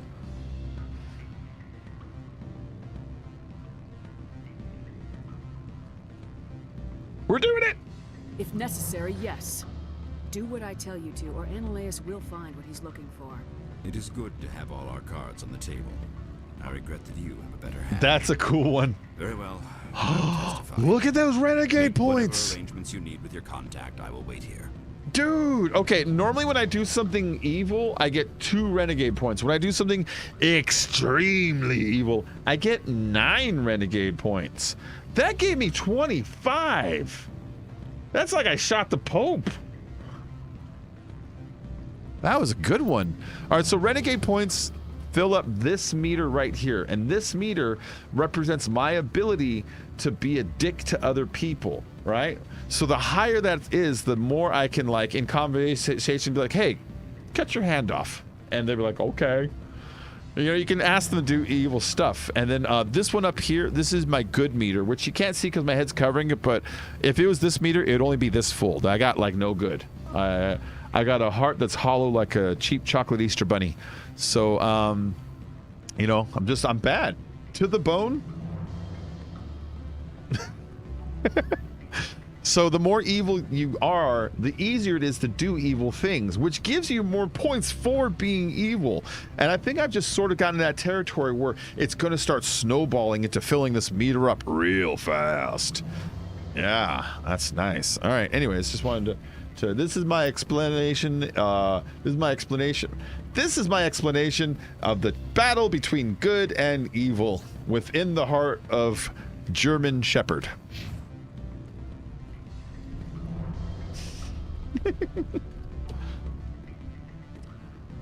All right, so we got him to testify. Let's go down and talk to what's his? Yeah, do that George Thorogood reference. I know. I'm bad to the bone. You know what Bad to the Bone makes me think of more than anything in the entire universe? When you play that song, some people think of Terminator 2. Some people think of George Thorogood himself. Some people think of beer. I think Al Bundy driving in a car. Or having a dream of driving in a car. That's what I picture. Banana, and I picture Al doing his, like, I'm feeling like a badass face, you know? Sticks his hand down his pants. That's what that song makes me think of. I was raised watching Married Children, which I used to think was stupid, but now as an adult, I realize it's smart people pretending to be stupid, which is great. It's just great.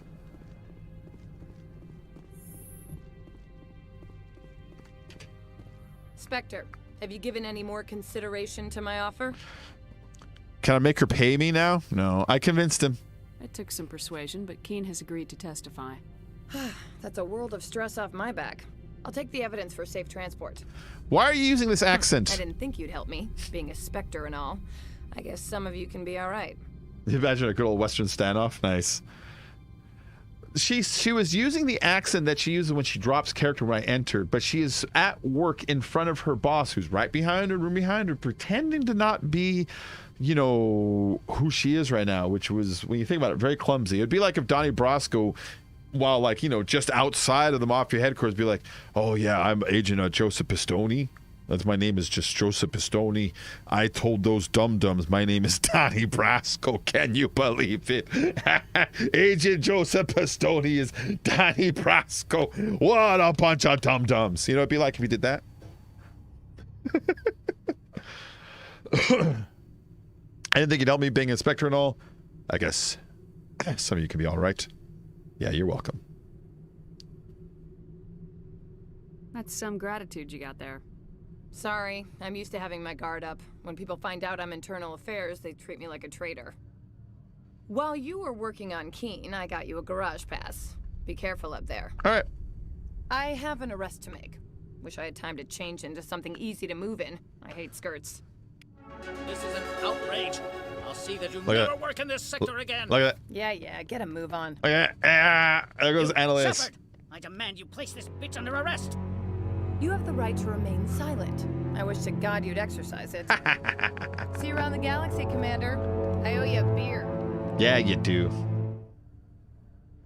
So, she had Annalise arrested, which normally what you would do instinctively is like, well, now I got my garage pass and I can leave. But when you sit and think about it, Annalise isn't in his office anymore. And last time I was in here, there was this safe on the wall I wasn't able to touch, but now I can. So it's just an extra chest that is only available if you choose the route of getting Annalise arrested and then going back into his office afterwards, which is a very small window in the game when you think about it. After he gets arrested, you get your garage pass, and typically you'd be like, I'm out of here. Another problem with the setting when I have my CC on, when I watch past streams, they work. I have the CC on, but they aren't working. Sometimes they don't work. Sometimes they don't work. Sometimes screws fall out. The world's an imperfect place. I'm all about the movie references today.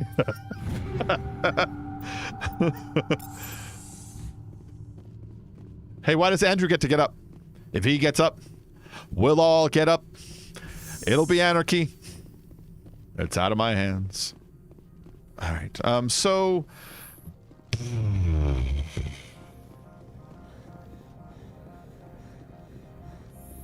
I need to make myself comfy.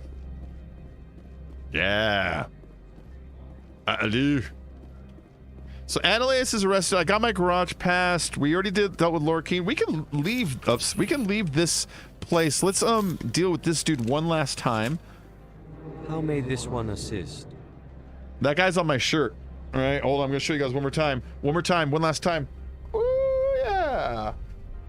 Blasto. It's not that guy. It's one of his species. I don't want to suggest that all Hanar are the same. This is a different Hanar. This one's Hanar name is Opold. That's his face name. I want to buy something. Show me what you're selling. Show me what you got. Of course.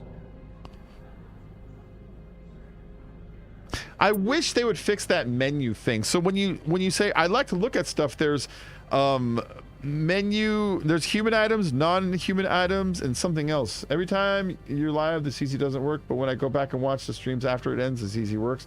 What the fuck? Well, you know what probably is? Luckily, I got a second time seeing the shirt.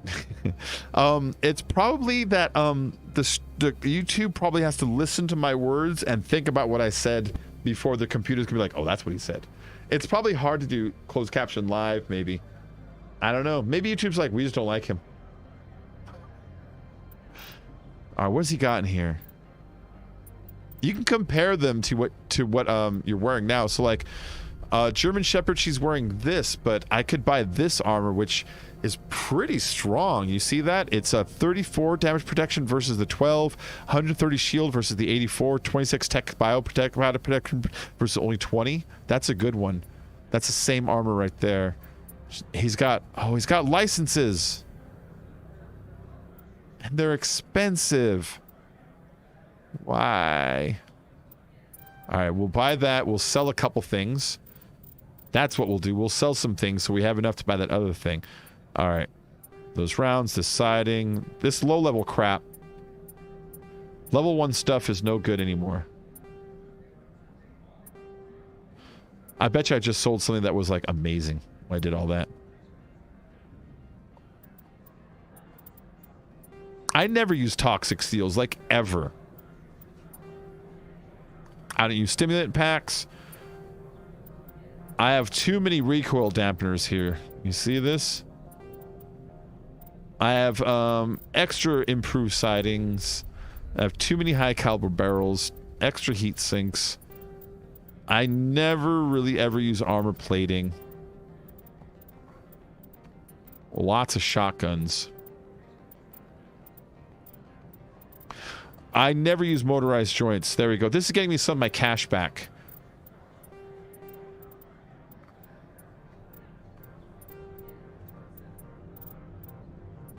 There we go. I'm back to where I was. Okay. Let's see. Masters of the Universe got released on Netflix. I get to see Skeletor again and the old laugh. Skeletor. I'm trying to think of Skeletor's voice.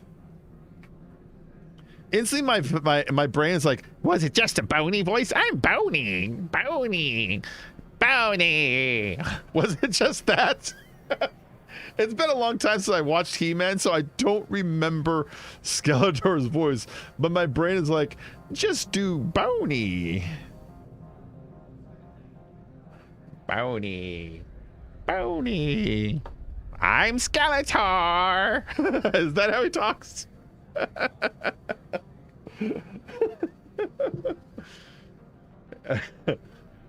I can't picture a skeleton talking any other way, honestly.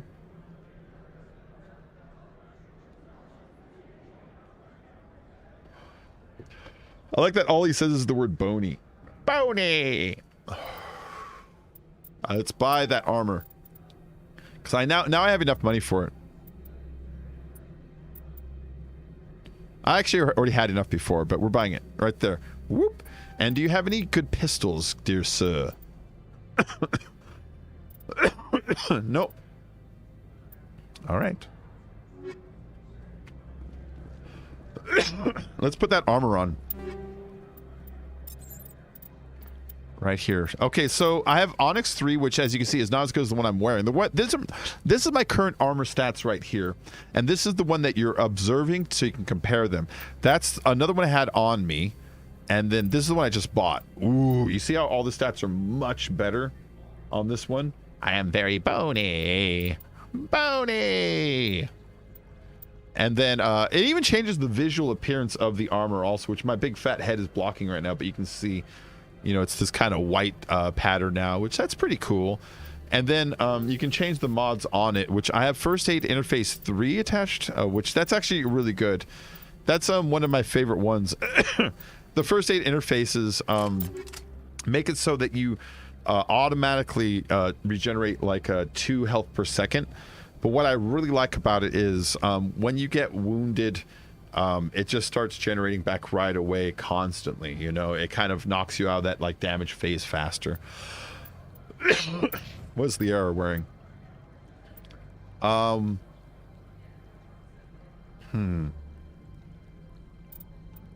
there you go. Liara can use some better armor here. And we'll give her the shield battery, which gives her some extra shielding. And then Tally here, she only has one armor she can choose because she's a specific type of species. So her armor is different, I think, or she use human armor too.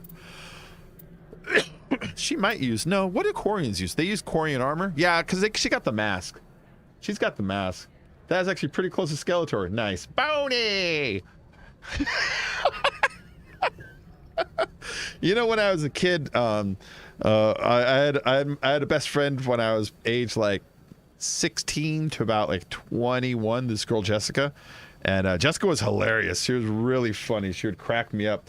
And one of the things she would do that would crack me up is because we get high, right? And she'd come in the room and she'd do this walk like this, and she'd go, "Hi, I'm Prince Adam of Eternia. It was on that fateful day that I lifted aloft my mighty sword and I said, I have," and she knew every fucking word to the intro, and she would do it, and you could see her cracking up but holding her smile like, "I'm gonna do this," and she would do like the Adam walk with the arms out, and like it was just hilarious. And she'd like walk over to like her brother Scotty, and she'd be like, "That day with my faithful friend Cringer," and she'd pet his head. It was very amusing. Very, very amusing. All right, do I have any better guns? That shit used to crack me up. What is this? Chem rounds 3 and high caliber barrel 2. Let's at least swap out the high caliber barrel for 3. Wait, hold on. That gun was messing me up. Let's put a heat sink on this instead. That gun was messing me up because I was only getting a certain number of shots out before it was overheating. That was kind of messing me up. And then let's also start considering the possibility of maybe a sniper rifle.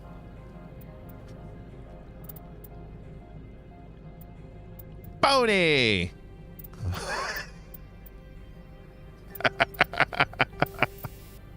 That's going to be happening for a while now, guys. I apologize. Boney!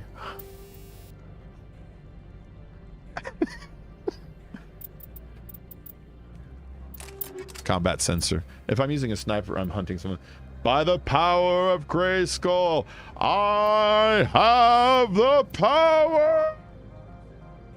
So, I learned this part by watching The Toys That Made Us on Netflix. If you haven't watched that, really go watch it. It's a fun. It's like, it feels like I Love the 80s about toys. But the episode about He-Man was really informative. So He-Man, most cartoons and toys, they usually either start from like a comic book or they start from someone who made like a toy and said, I just want to sell it. But He-Man started in the weirdest way. Someone said, I want to make a toy, right? But instead of like carving out a toy and saying I was all this, they actually went to little boys first with a psychiatrist and said, tell us what little boys like. And so the psychiatrist went to a bunch of little boys and had them play with toys and watch them. And they wrote down what they analyzed. And what they noticed was all the little boys who liked to pretend, what they liked to pretend about was them gaining power and usually also throwing off the shackles of their mother. And so they took these two concepts. They were get bony. They were put bony. You're funny. Come on, could we get a hashtag bony in there? A bony. And so all the kids would like to what was it? They would like to pretend that they gained power and that they were fighting off the shackles of their mother. And so when they made the toy, they literally said, "We boneyard." That's good. So when they made the toy, they said, "I want the toy to emphasize power, and I want it to emphasize the ability for the boys to get stronger." And so that's why Adam goes from meek to strong. And that's why he literally says, by the power of Grayskull, I have the power. He says that word literally twice in that little sentence on every episode. You know, that's why they go from sniveling animals to strong. It's all about boys pretending to get stronger. No boneyard. Bounty! A bounty. All right, what am I doing here? Am I just leaving? I think I'm just leaving. I almost just went to the wrong place. I'm glad I stopped and talked for a long goddamn time. Otherwise, I would have wasted time. You know those lights up there? They remind me of Dr. Strangelove. They remind me of the war room scene at the end. They have lights above the table that look just like that. Dr. Strangelove's a great movie. Let's see if this guy will talk to me this time. I heard the administrator's been arrested. It's true. Any chance you had something to do with that? Oh, not me. I'll just tell him, yes. He was corrupt. Most people here are. I wish you could take them all down. So what can I do for you today? We already asked him about that stuff.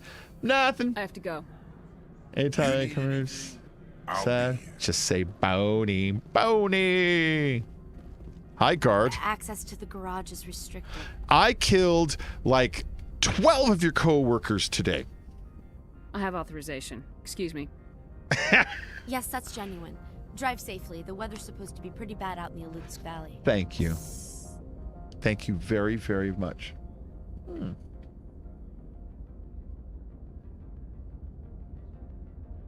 He-Man. You ever watch the old He-Man movie with Dolph Lundgren and what's that actor's name? I forget the actor's name who plays him in that, plays Skeletor in that. You ever see that old 80s Masters of the Universe movie? It's sort of bad, but there's some things about it that are neat. Not as a He-Man fan, but as a movie, there's some things that are neat. But as a movie, it's also terrible. And as a He-Man fan, it's terrible.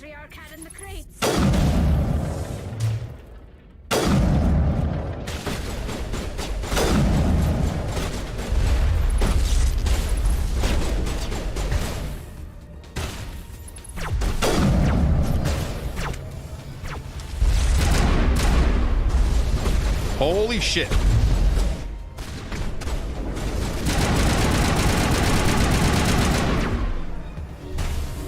Jesus.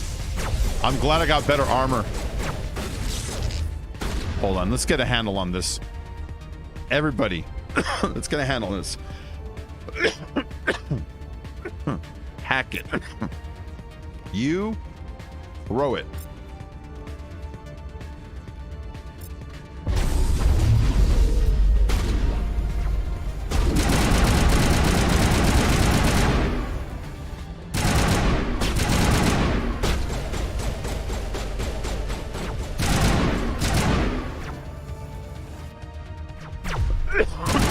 Excuse me. Let's put my better gun on. I like my pistol. My pistol is stronger.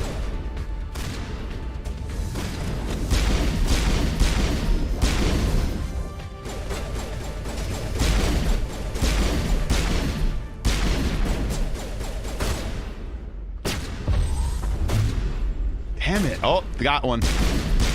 There we go.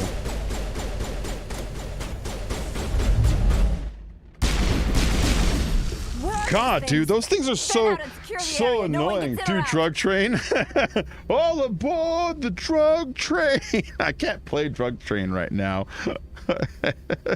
It's a song by the Cramps. It's a great song. I haven't listened to Drug Train in a long time. Where are you going there, Neil? Who said you can go? You can clock out? Did you clock out, Neil? You gotta clock out before you use the bathroom. I'm sorry. I run a tight ship. I'll dock your pay.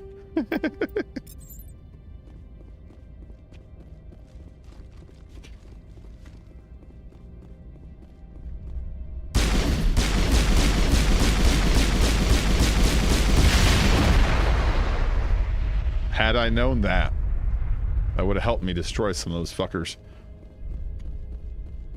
All right, so that's the Mako. That is our driving vehicle. It's always, I can't play it. I'm streaming. I'll get copyrighted. I'll get copyrighted. I'll get copyrighted.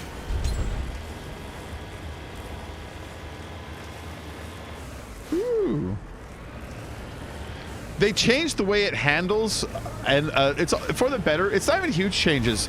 Now you just keep pressing forward, and when you change your direction of your turret, it'll start driving that way for you. Before, you had to actually steer it and then press forward. You know, you can still steer it also. You can actually still do both, but it's just a little easier this way.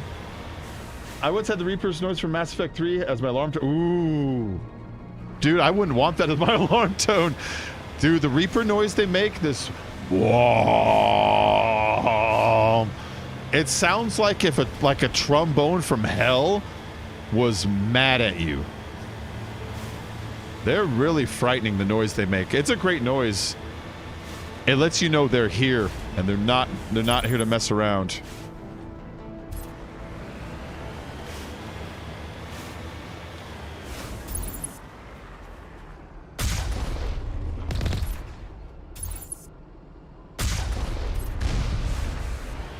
There we go. There's a bunch of dudes up on that hill. Hold on. We'll go up there in a minute. There's some stuff to retrieve right here. It's cold outside, so I can only stay outside for a little bit. But look, there's a nice sniper rifle here, and there's some heavy armor for a Krogan, which that's good. All right, let's get back in the ship.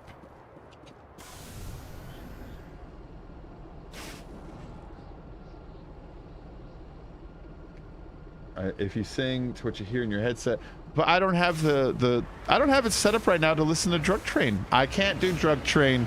You're just gonna have to take my word on that one. Plus, they copyright you for singing stuff now. I've been copyrighted maybe 5 times for singing stuff, so it doesn't happen every time, but it does happen sometimes. And it's happened to me a couple times. I got copyright for singing Girl You'll Be a Woman Soon by Neil Diamond. I love that song. Oh shit. I was like, what are those? Are those dogs? Oh shit, I'm like stuck. There we go.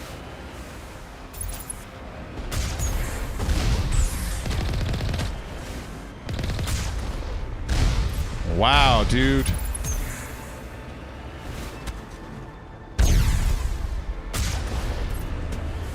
They are so much more like violent when it comes to rockets on this one.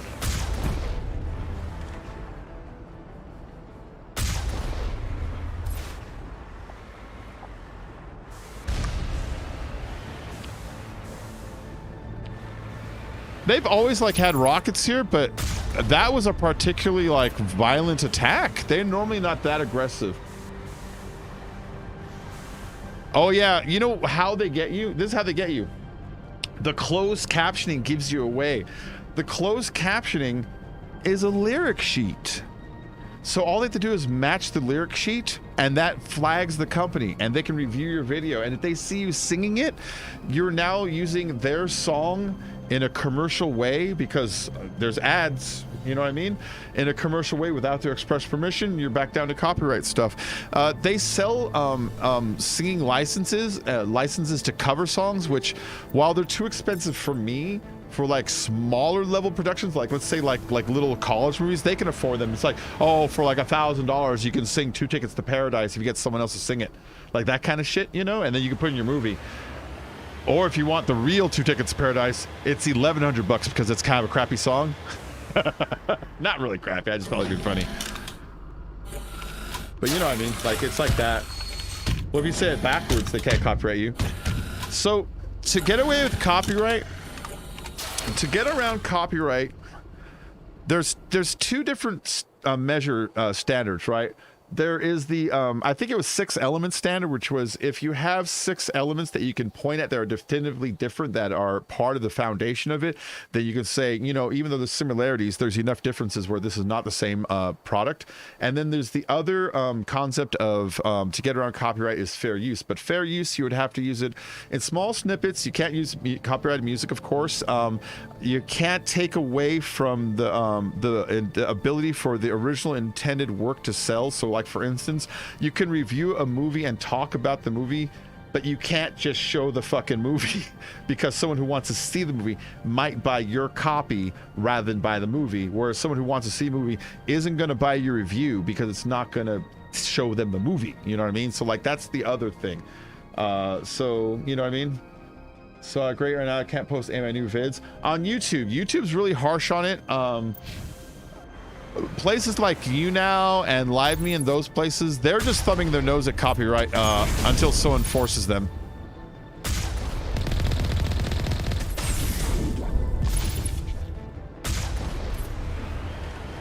There you go.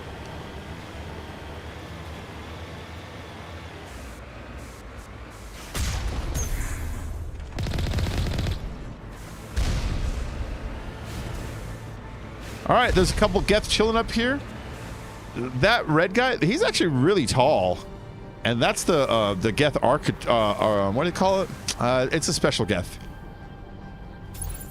And if I look out there, there's actually a couple of like gun turrets along this ridge somewhere. I can't see them now, but they'll reveal themselves when it's time. This copyright system is so dumb. It's gonna be worse in the future, you know what I mean?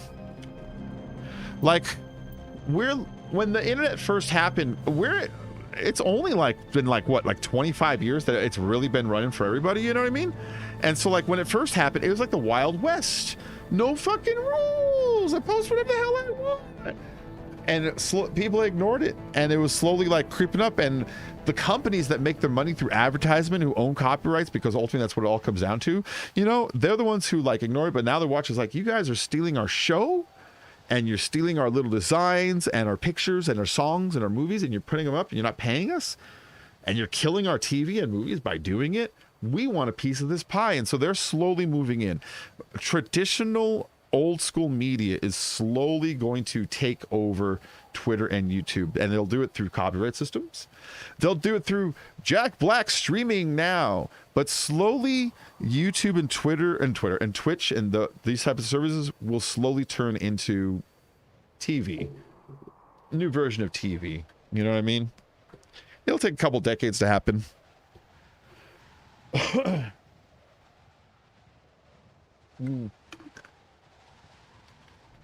But that old money is not going to give it up. Ah, shit.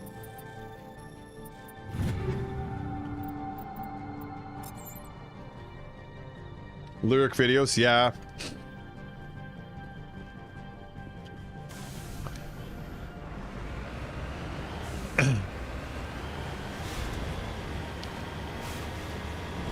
Yeah, those closed caption systems are the newest way of narking you off. It sucks.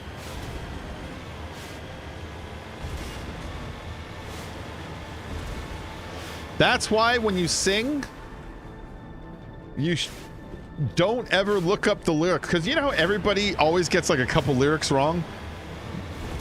Don't fix it. Oh, look at that. You just bought this day for the Xbox Series X, Kenneth Mullins says right now. Ooh, nice. Hey, thank you very much, Kenneth. And look at that, the super chat emoji explosion. That's 2 days in a row with the super chats, and that's very kind of you, man. Thanks. And you just bought it? Cool. Excellent game. Really fun. The way it's structured, you're going to want to start at one and play all the way through. But if you want to start at any of them and just play them as an individual game, they also stand alone. Yeah. I do sign language so I could cheat copyright on YouTube. Oh, hold on.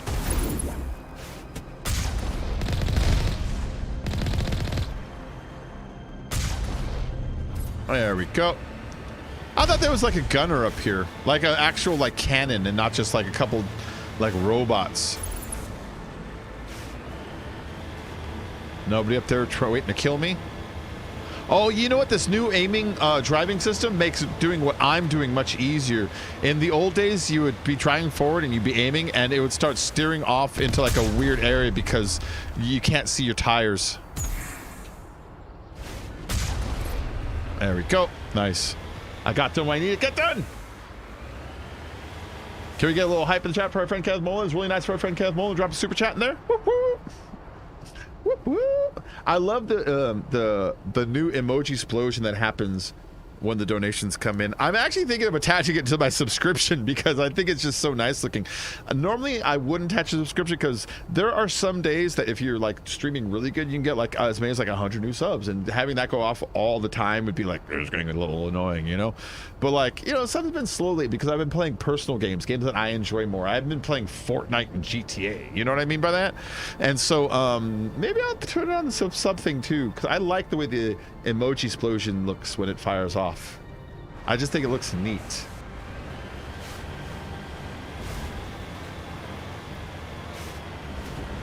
But thank you for that, Kenneth. That's great. Do it! Do it. Do it. People would sub and unsub. I think you could set it so that it can recognize resubbers and just not do it, you know? But then again, you know what? Maybe, okay, here's what I'll do. Maybe I'll do it for games where it's not a story game, but like, you know, just fun action. Like Rocket League, you know what I mean? Where something where it's like, who cares? They added Beast Boy in Fortnite. Who's Beast Boy? You see it?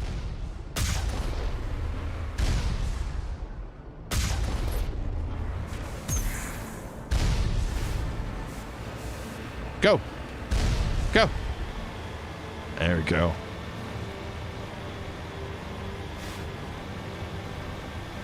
I know I would add the explosion. Yeah, maybe I'll add it. Maybe I'll add it. Oh, you would unsub. You know what I'm watching a ton of lately? Survivor. I didn't mean to. So like my mother, right? She loves Survivor. And last year they didn't have Survivor because of COVID. They couldn't film it. You can't get Americans outside of the country to foreign islands. Like, oh yeah, that makes a lot of sense, right? So she was missing it. And then I was looking at the cable box. I'm like, hey, did you see that they added Amazon Prime Video on there? She's like, no. And I'm like, check it out. And I turn it on. And they have like 20 seasons of that shit on there. And so she's like, I'm just going to watch a little bit. And she's been watching it like crazy. Not seen Teen Titans? Oh, that kind of beast boy. Oh, okay. I really haven't watched Teen Titans, first of all. But now I do know who you're talking about. But no.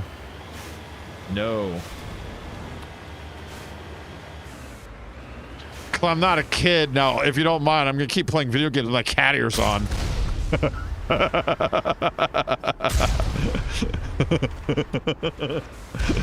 No, I haven't though. Anybody else up here?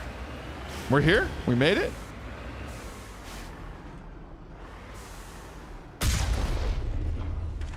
I thought I remember being able to kind of like splash some of the enemies in there with this. All right. We made it. So, as a reminder, what we were doing here is we were taking the ice road to get up to the research laboratory. The research lab is where they say Matriarch Benezia has gone off to. They do research here on like genetics, I think, if I remember right. Ooh, but it looks like some shit has gone wrong here. See this? This is not a good sign. This is supposed to be a corporate laboratory, and you show up and there's a flipped over like transport up front on fire, you know. And I'm getting detections of enemies on my radar.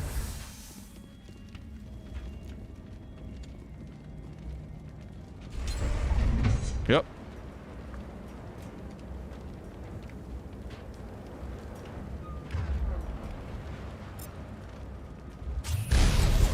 Hey, I was getting ready to aim here. Actually, you know, that's a better shot.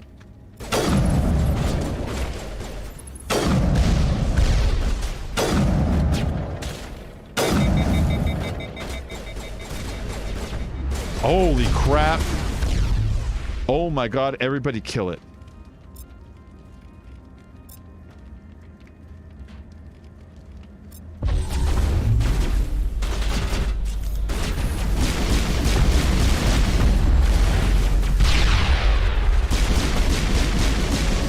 Jesus Christ, that was close. I had to throw a grenade at him when he was distracted. Dude, that thing was frightening.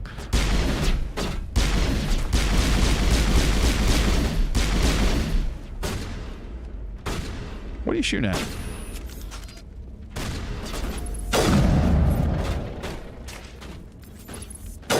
Oh, my bad.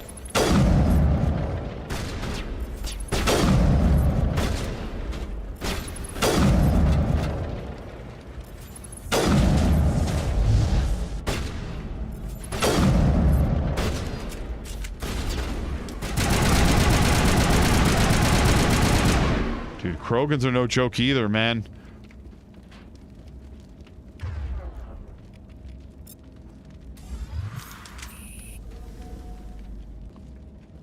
There's still one more up here. Where? Oh, there he is.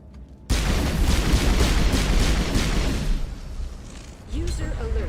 All Peak 15 facilities have suffered a great deal of damage. So you can see where biohazard materials present throughout facilities. the combat in Mass Effect 1. User interface offline. If you ever played the original Mass Effect 1, the combat was really difficult because the combat in that one, you had to put points into your weapon for it to work right, and if it didn't, then your aim would be the thing that suffered. So what I mean by that, you would target, and you would target like right there, but instead of hitting there, the bullet would actually land there or there or there.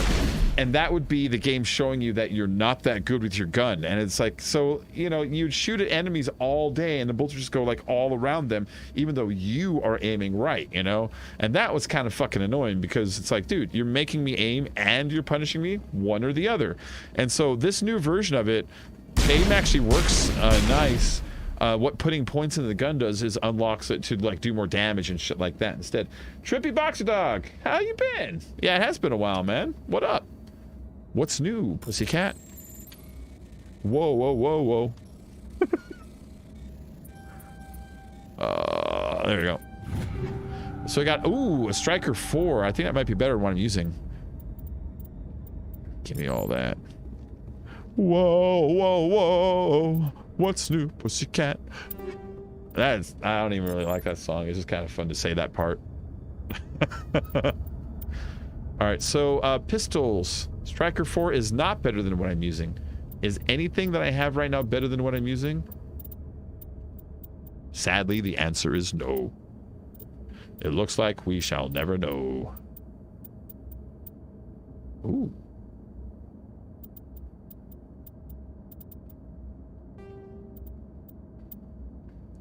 Hold on, I'm just making sure I'm using the best of all worlds. Like I was just using a sniper rifle right there when I could have been using this sniper rifle right there, which is insanely stronger. And I don't know why I wasn't. We'll put some polonium rounds on it, which is just toxic rounds. And a big fat combat scanner. Yeah, much stronger. You eating some bacon? Oh yeah, eat that bacon. All right, we got some shredder rounds and polonium rounds. Shredder rounds are good against organic creatures.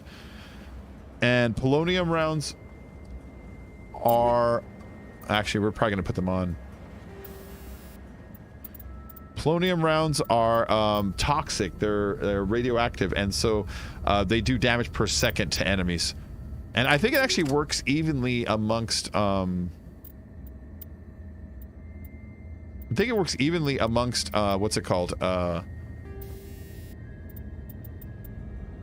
Humans and organics and synthetic creatures. Sorry, my brain had a big old brain fart there, and I had to like get my head out of it. I had to go, I get the brain farts. Not bad, man. UK is on level 4 of unlockdown. Looking forward to my first pint ages. How's life stream been? Oh, Trippy Boxer Dog, as far as my lockdown status goes, I have one COVID shot already in the arm. The second one again on the 25th, so that's 9 days from now. I think it's 25th. I got to check my appointment card again, make sure. So that's 9 days from now. I get my second one. Here in California, our COVID rate is actually the best in the nation right now. So they're talking about places not needing masks anymore starting in June if you've had the shot, not making businesses mandate it, but then businesses will probably still choose to do it anyway. Some will, some won't. And then so we're opening up here in general, and this is the first time in like a year and a half that I actually agree with starting to open up. You know what I mean? Which COVID did I get? Moderna. There you go. I got the Moderna one. Got shot in the arm. Over at Rite Aid. Yeah, and then so after like a week or two afterwards, I'm just saying a week or two in case I get side effects. The only side effects I got was the first day I got kind of tired, and the second day I was a little tired, but not really. But my arm hurt. You've had 2 jabs already. Second one was absolutely fine. Cool. Yeah, so what I'm going to do is I'm going to go to Disneyland. I'm going to go to Disneyland. Due for a second jab at the end of the month. Nice. Yeah, I'm going to go to Disneyland afterwards. Yeah, I'll go on a couple rides, but I'm actually going there to sightsee. I'm going to film some stuff and do a little bit of vlog so I can come back and talk to you guys about it. I'm going to, for Kingdom Hearts funds, just for fun, I'm going to look for hidden Mickey symbols because... You know, there's obvious ones, and then there are some hidden ones. I'm gonna look for. There's a wall there that in Main Street that when they first built Disneyland, that they took all the bricks they were thinking of using, and they put them all in the same wall and then painted them so they can see what the bricks will look like. So when they're laying stuff down, they'll be like, you want that brick, the brown brick, and the other one, and that wall's still there. And so it's like, I want to see that one. I want to look for evidence of the unique smell. I want to see if I can try to like get a camera looking in the door of Club 33 if it opens at all. You know, Club 33 is a special club only for rich people. You can get in behind Pirates of the Caribbean. There's like a door. I'll show you guys the door at least, you know, see if it opens, if we can like peek in real quick. I know what it looks like because I peeked in there before. Someone went in when I happened to be nearby. I was like, I'm gonna fucking look in there. And when I looked in there, I jammed my head in there like a nosy kid. And when I looked in, the door's open and straight ahead, it went ahead, and then the stairs went up and then to the side of that was a small elevator, and just to the right was like a receptionist desk. And as soon as I stuck my head in, she said, "Can I help you?" I said, and I got the fuck out of there. Yeah, I'm gonna go to the Star Wars bit. Yep. So that's my plan. I'm gonna do Star Wars.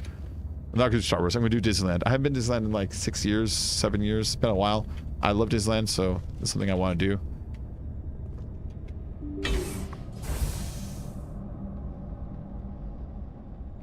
Okay.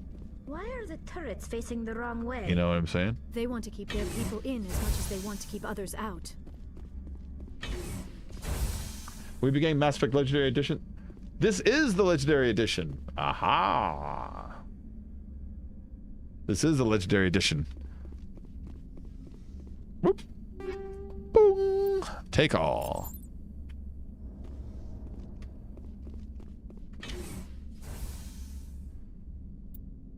Yeah, begin manual override. Oh shit. Oh shit. Ah! Scimitar, assault rifle. I'm really after pistols. Bring back an aerial top. We got Liara there. My favorite place to like hang out in Disneyland typically, I mean the Star Wars place might change that. Interface kind of looks like Halo Reach. Ooh. My favorite place to hang out in Disneyland is probably in the small stretch between the Haunted Mansion and the Pirates of the Caribbean. It's called New Orleans Square, and so you have the Haunted Mansion on one side, and you've got the lake out front, and then you've got like these really nice like cafes outside, and they usually have bands playing there. And then right next to it, you have the Pirates of the Caribbean, and or Caribbean, whatever. And it's just just like a nice area. That's my favorite place to like hang out there, you know. If I'm gonna like sit down and eat or something, that's the place to do it.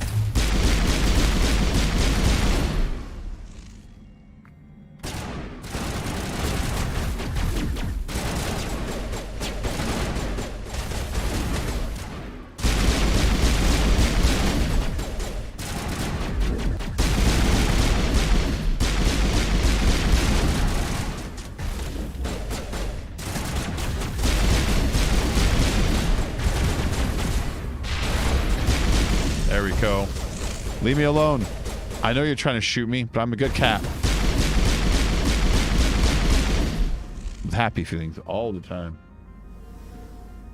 Oh yeah, Disneyland's fucking expensive, man. Punch Jar Jar Binks in the face when you see him at Disneyland. Tell him he ruined the franchise. I said, Misa don't like you. I like in Mandalorian they make a Jar Jar reference, or at least a Gungan reference. I won't give too much away, but one of them asked Mando, he's like, hey, why you always wear that mask? What do you look like under there? And then he's like, don't ask or something. And he's like, do you look like a Gungan under there? Misa don't want to show my face. It's a great moment. If you haven't watched Mandalorian and you like Star Wars even a little bit, you should watch it. It's great.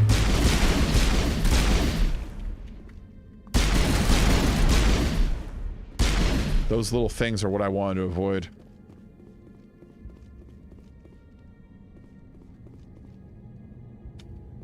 Where is he?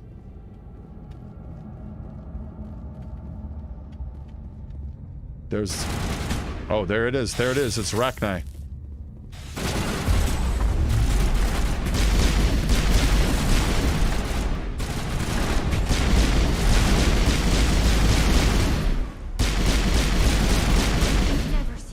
Those are arachni. Xenobiology. Look, Liara almost died in that. I mean, she'd be fine. She'd get back up, but still. Yeah, dude, Disneyland is crazy expensive, though.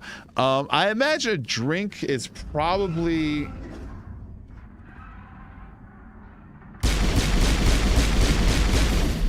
It's not 20, but it's probably like 10.50. It's probably 10.50 for a drink there. It's probably crazy expensive. I heard once that all the Coke that they get at Disneyland is free from Coke, and because it's such a good advertisement for them to have it there, that's the deal they struck, that it's free and then people will associate the two. I don't know if that's true or not, but man, dude, that's crazy if it is. Hear that metal bending? They pop out of these grates. That's why I'm trying to be careful when I walk around.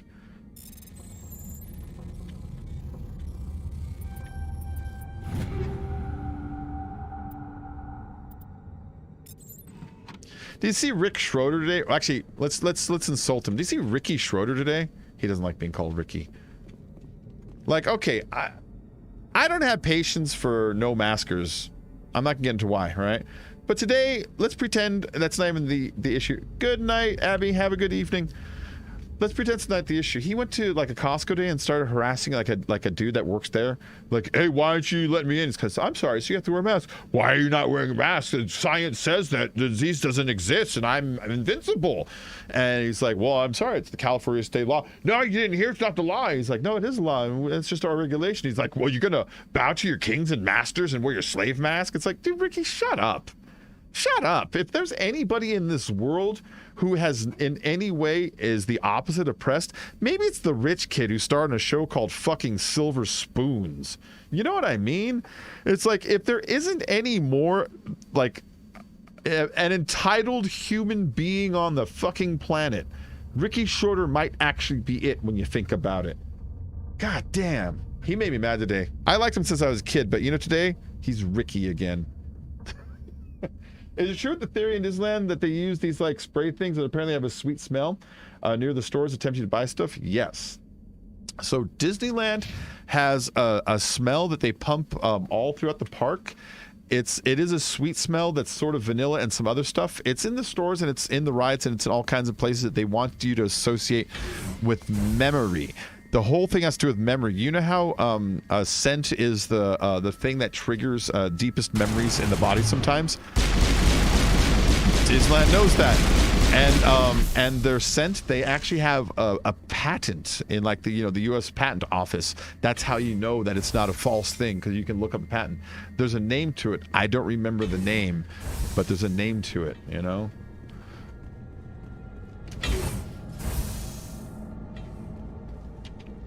So yeah, that's another thing I'm gonna be looking for, because you can see vents in certain places that it's like, is that where the smell's coming out? And there's a bunch of stuff there, like bit like candy floss smell to make you buy it. Ooh, there's a bunch of stuff there that I want to look at. Like I want to look at the theater that used to be Captain EO. Anybody remember Captain EO? You remember Captain EO? Let me actually ask you, if I say the words Captain EO, what does it mean to you?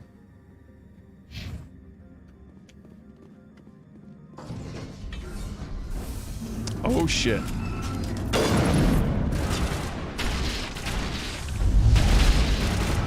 I'm on the wrong weapon.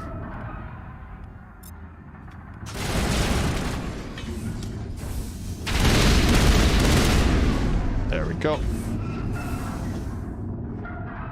Let's go and stand here for just a second.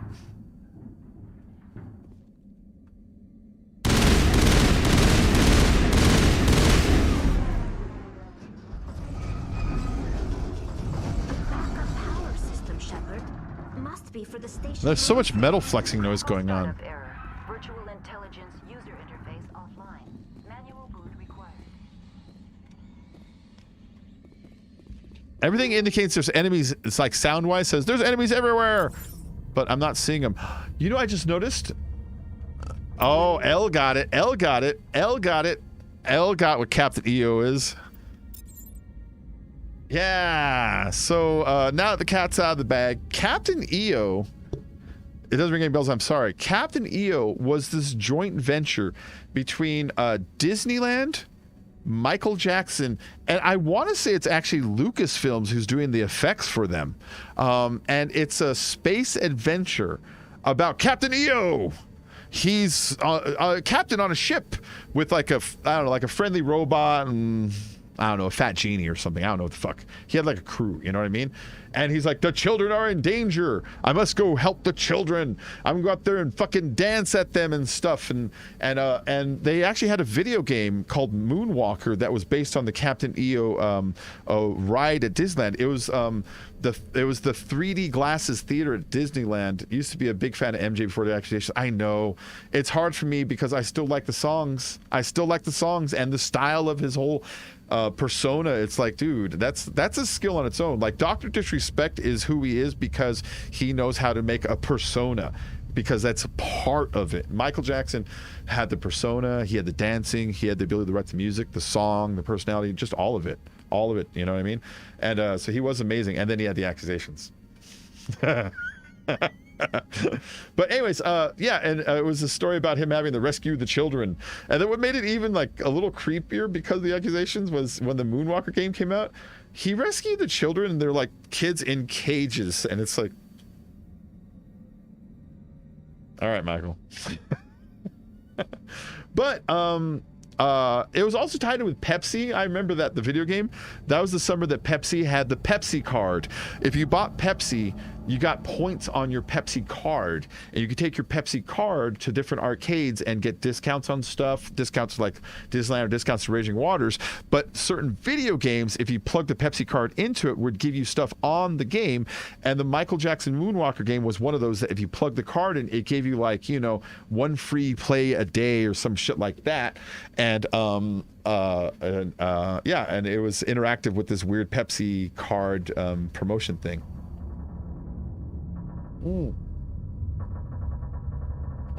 Yeah, Michael was broken, but also, and I'm not trying to defend him, I'm just saying these are the circumstances that I believe as they happen. Michael never had a chance. When you listen to the stories about his childhood, how he was treated, what his first sexual experiences were and stuff, it's like, yeah, you were like raised in a laboratory almost. You know? Almost like an experiment. It was like, how jacked up can I make my kid? What if I made him tour with his older brothers and his dad since he was the age of like 4, and everyone told him how great he was and told him if he didn't do it right, the family business was ruined. And like, you know, it's like, it's a little much. I kind of think that kids, like after I saw Mandy Moore freak out, was it Mandy Moore? Not Mandy Moore. Who was it? The one that's like Mandy Moore. She did not Hannah Montana. What the fuck was that other girl's name? The other Disney kid that freaked out, wanted to kill her parents. When she freaked out, it made me realize, like, you know what? I couldn't do that job, and I'm 190. You know what I mean? And some of these kids, they're fucking 6 sometimes. You know, it's like, hey, 6-year-old. You have a job. What's a job? You're contractually required to perform duties. If you don't, you're fiduciary responsible for the outcome of this film. What's a film? It's, you know what I mean? It's like, God damn. And then to tell them, listen, our parents you are getting split up because you ruined the family because you didn't pay the bills so we can live in our mansion, you little shit. You know, it's a lot of pressure for like a kid. And so sometimes I think, you know, man, I don't know if there should be like kid actors. Maybe it's a weird thing to say. I don't know what the answer is. Anyways, Michael Jackson kind of reminds me of that, you know? That it's like, dude, sometimes you raise somebody really messed up and you break them. You know? That's all I'm saying. I'm not saying he didn't do it. I'm saying maybe they broke him. Attempt manual reactivation. So this is a little puzzle game. Choose modular move. There we go, like this. See this? You have all seen these kinds of games before.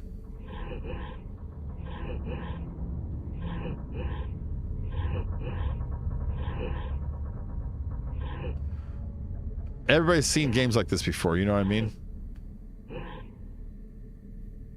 Except for me. I'm the dum-dum who can't figure out where this is supposed to go next. You gotta move this core to any other core. That's the deal.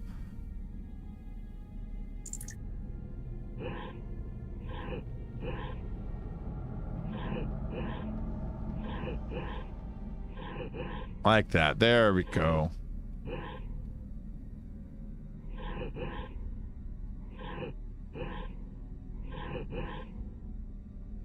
I did that the longest way possible in the humans' history, but we got it.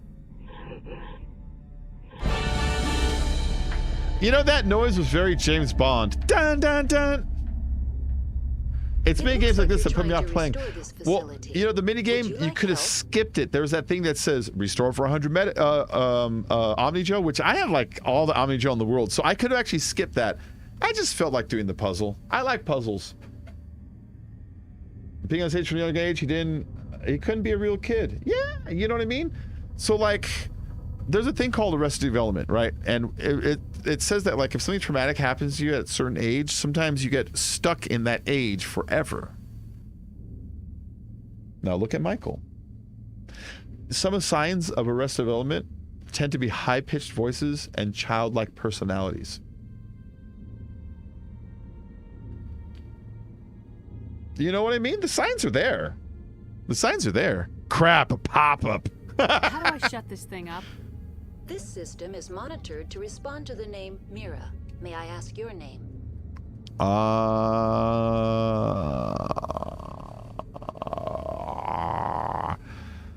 This system is monitored to respond to the name Mira. May I ask your name? I'm Alliance Navy. I'm a Spectre. For what purpose?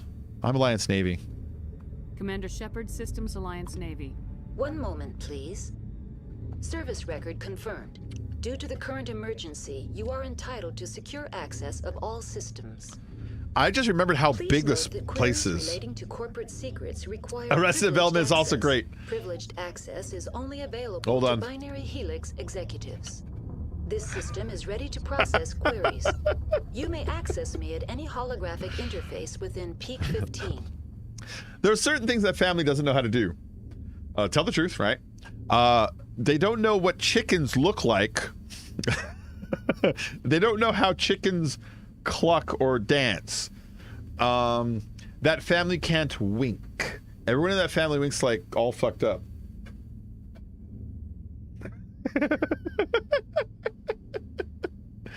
And their chickens is funny. He's like, "Are you chicken?" It's like, that's not how a chicken goes.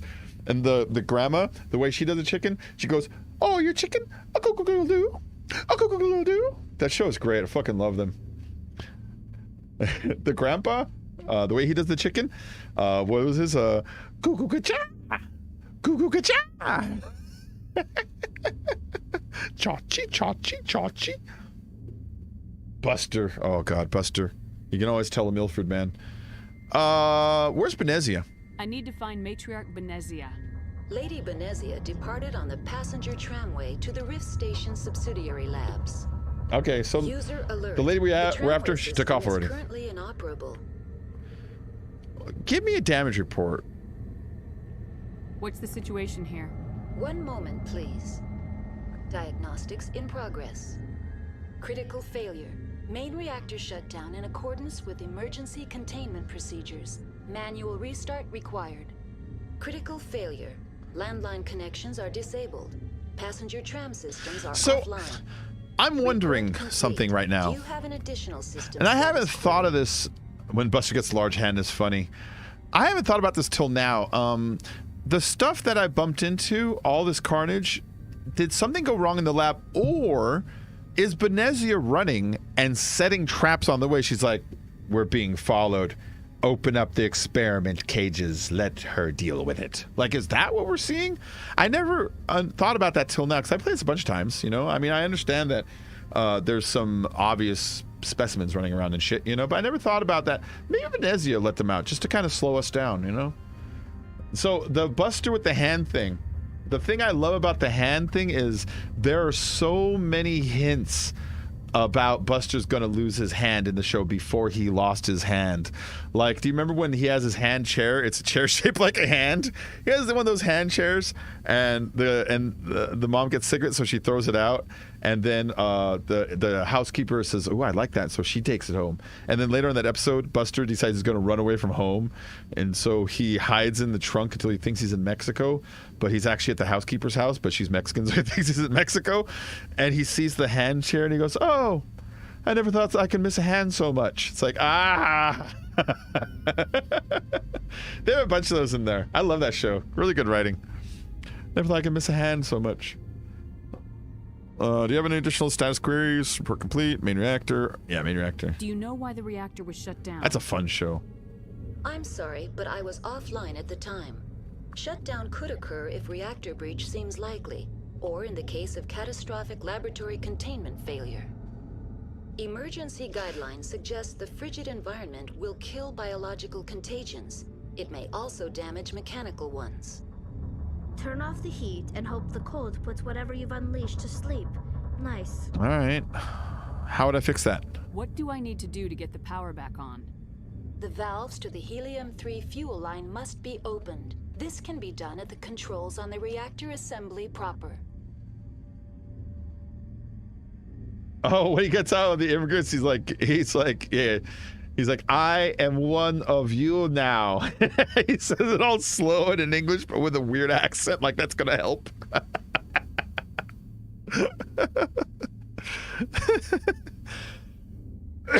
That show. What are the landlines and why are they disabled? The landlines connect my mainframes here at Central Station to the various sub-facilities of Peak 15. Okay, so basically what she's telling me is there's this room in the middle and there's some rooms on the outside. I gotta flip some switches and kill some enemies before I'm allowed to move on, is what she's telling me. When emergency protocols were implemented within the hot labs, Hot labs. cabling was Hot automatically labs. ejected. Tell me what happened here. I'm sorry, Hot but I need a more labs. specific query. We're taking out the bad guys. The creatures we've encountered here, did they come from the labs? I'm sorry, Commander. Inquiries related to our research require privileged access. Only executives of Binary Helix have that level of clearance. She's not gonna tell me shit.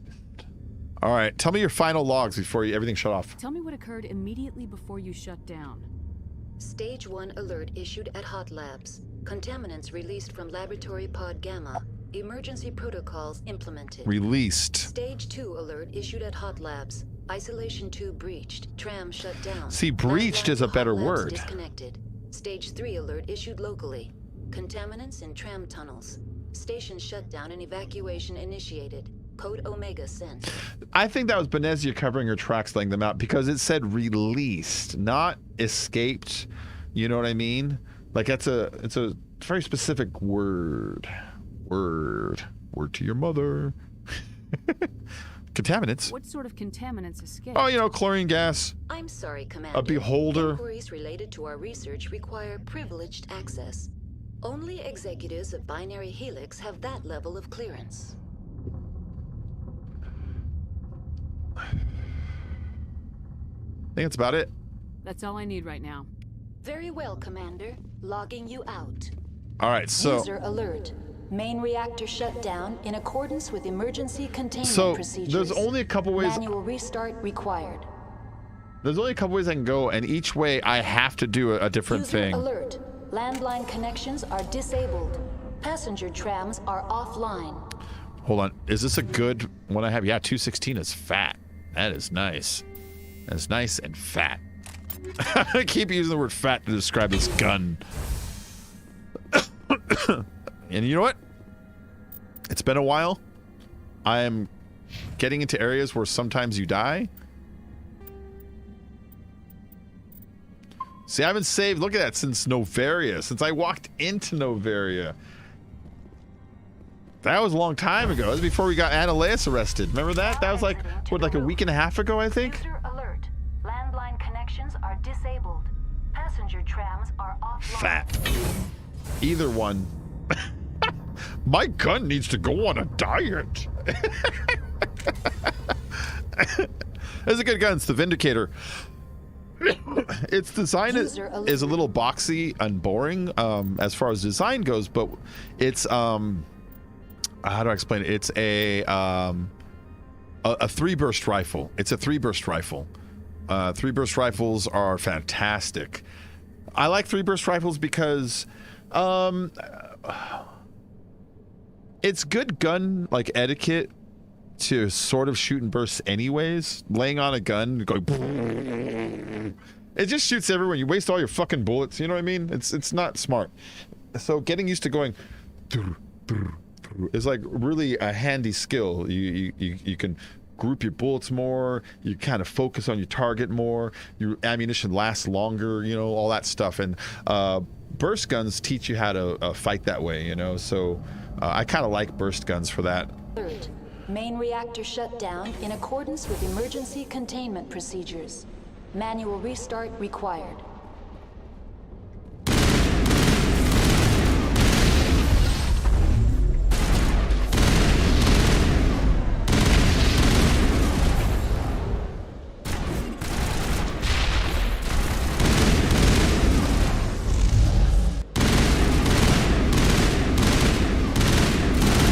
Those are the Rachni.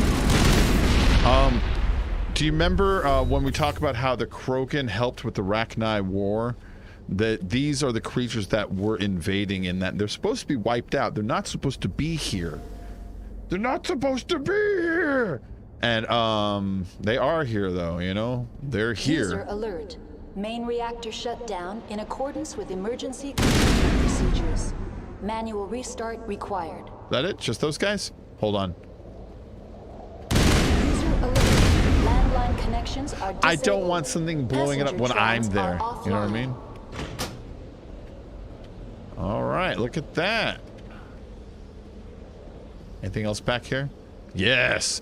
Now, I don't care what's in the chest. I want to go through the trouble of unlocking it to open it to get the experience.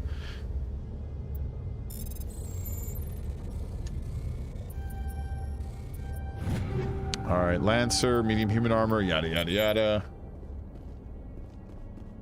Come on, you fat gun. Kidding. I'm kidding. Oh, what's this? Oh, yeah, we are. Connections restored. Processing new data. User alert. Unable to connect to hot lab facilities. Do you know why the reactor was shut down? I'm sorry, but I was offline They're probably at the time. stolen eggs hatched in the lab. Shutdown could occur if reactor breach seems likely, or in the case of emergency guidelines. It was Dennis Nedry, man. Very well, Commander. Logging you out. Fucking Dennis Nedry. I think you're right. Well, let's use one of these. Because Liara was like way low on health. She was so low that barely raised her health. That didn't even fix her. Fat shaming guns. Wow. I know. I'm canceled. That's the day that Bacon got canceled. When the NRA came to his door, it's like, you talking bad about our guns? I'll have you know that our guns are appropriate. Wait for their height, size, and age. User alert. Main reactor shut down in accordance with emergency containment procedures. Manual restart required.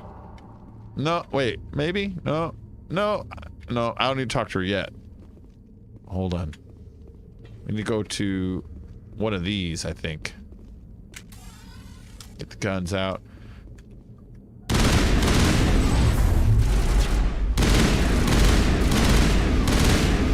There you go, you asshole.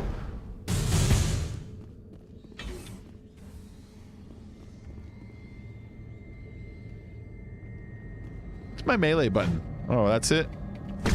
There we go. That's what I was hoping to do.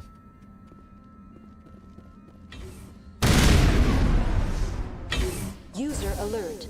Main reactor shut down in accordance with this is where I'm supposed to go next. Procedures. Ooh, Jurassic Park. Jurassic Park is great, man. Jurassic Park is wonderful. It's wonderful. I know I'm not telling any, like, you know, secrets here, but it's just so good. All right, I don't know if this is the right way or not. We're going, though. It's just such a good movie.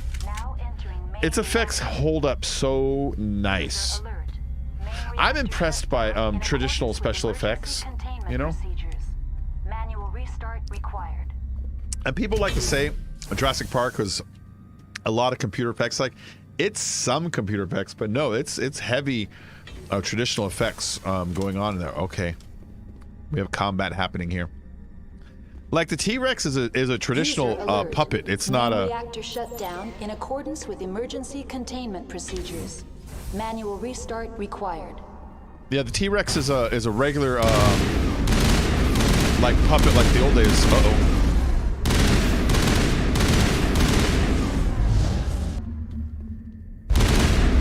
Uh-oh. Jesus Christ.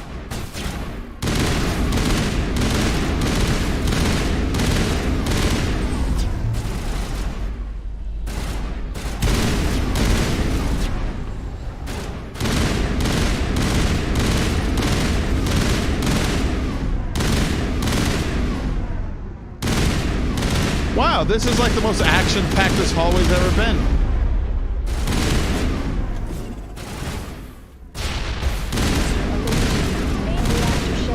In accordance with emergency containment procedures. Manual restart required.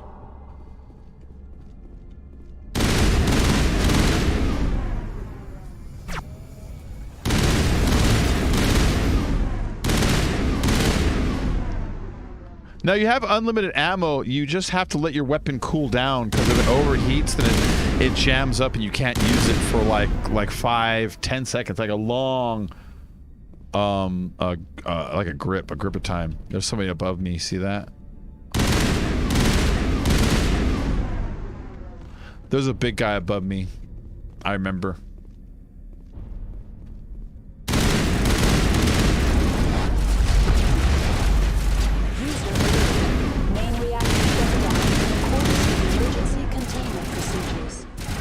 Stop it! Stop it! Stop it! Stop it!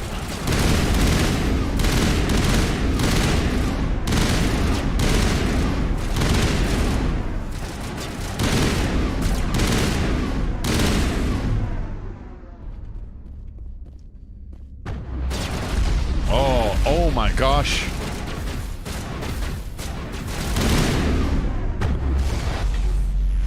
Alright, that's not the way to get there. Poor guy in the cubicle. There's a difference with CGI and special effects, but Jurassic Park dealt with amazingly. Jurassic Park 1 is the best. Yeah, Jurassic Park 1 is the best. Out of all of them, out of 1, 2, and 3, and then the new ones, 1 is still just by far my favorite. It's focused. You know what I mean? It's focused.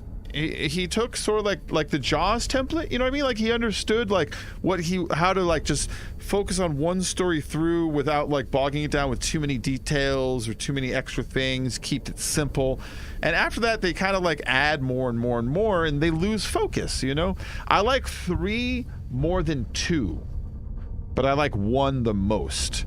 3 I like because it gets back in the jungle at least, you know, and 2 had that stupid thing with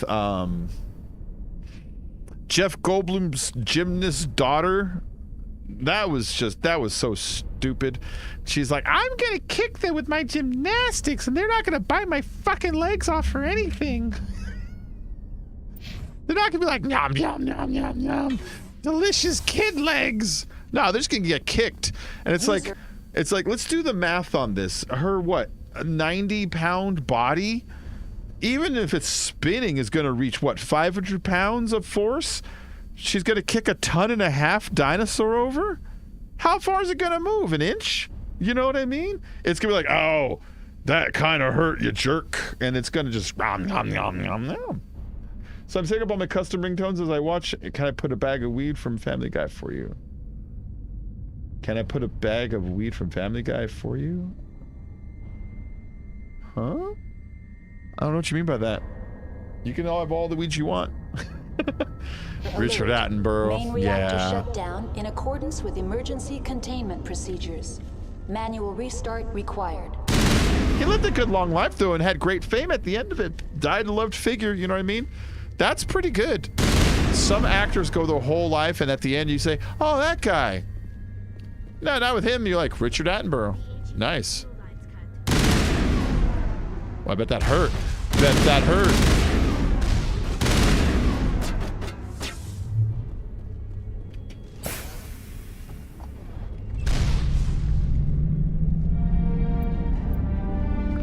I can leave now, but I'm gonna go kill him because he's worth experience.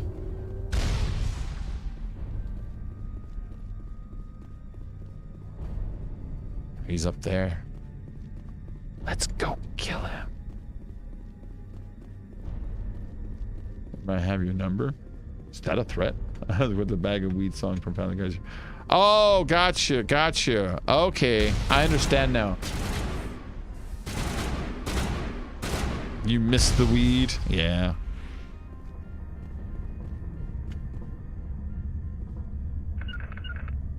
You guys stand there.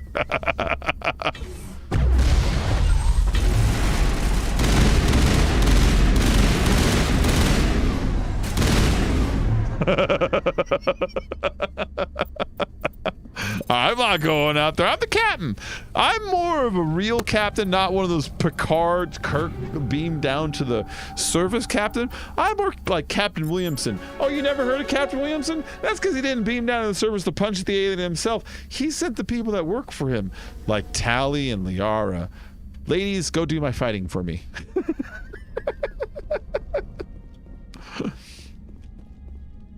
I remember A. Whitney Brown, he was this a writer for Silent Live. He had a bit where he's like, I'm a coward. I come from a long line of cowards. My last name is Brown. There's a lot of Browns in the world. That's because we're cowards.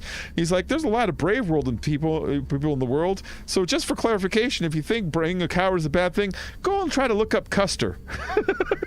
It's like, yeah, there's not a lot of Custers in the fucking book. There's a lot of Browns. Cowardly Browns. But safe. I hate Twitter now in the trend section when it comes to celebrities. I thought Stevie Wonder died, but no, he was just trending. Yep.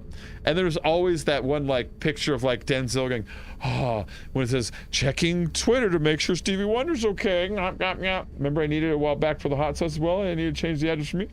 Oh, I know that, Neil. I'm just teasing you. I'm just teasing. I'm walking. Christopher walking. I'm walking. I'm not Ted Denson, I'm walking.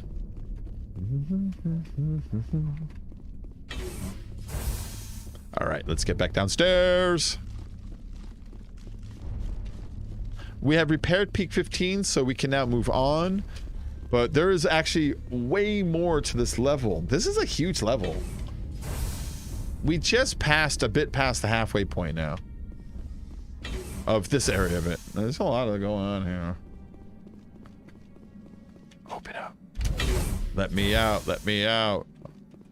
Let us in. Let us in. Let us out. Let us out. Mike calling wrong. Is that a threat?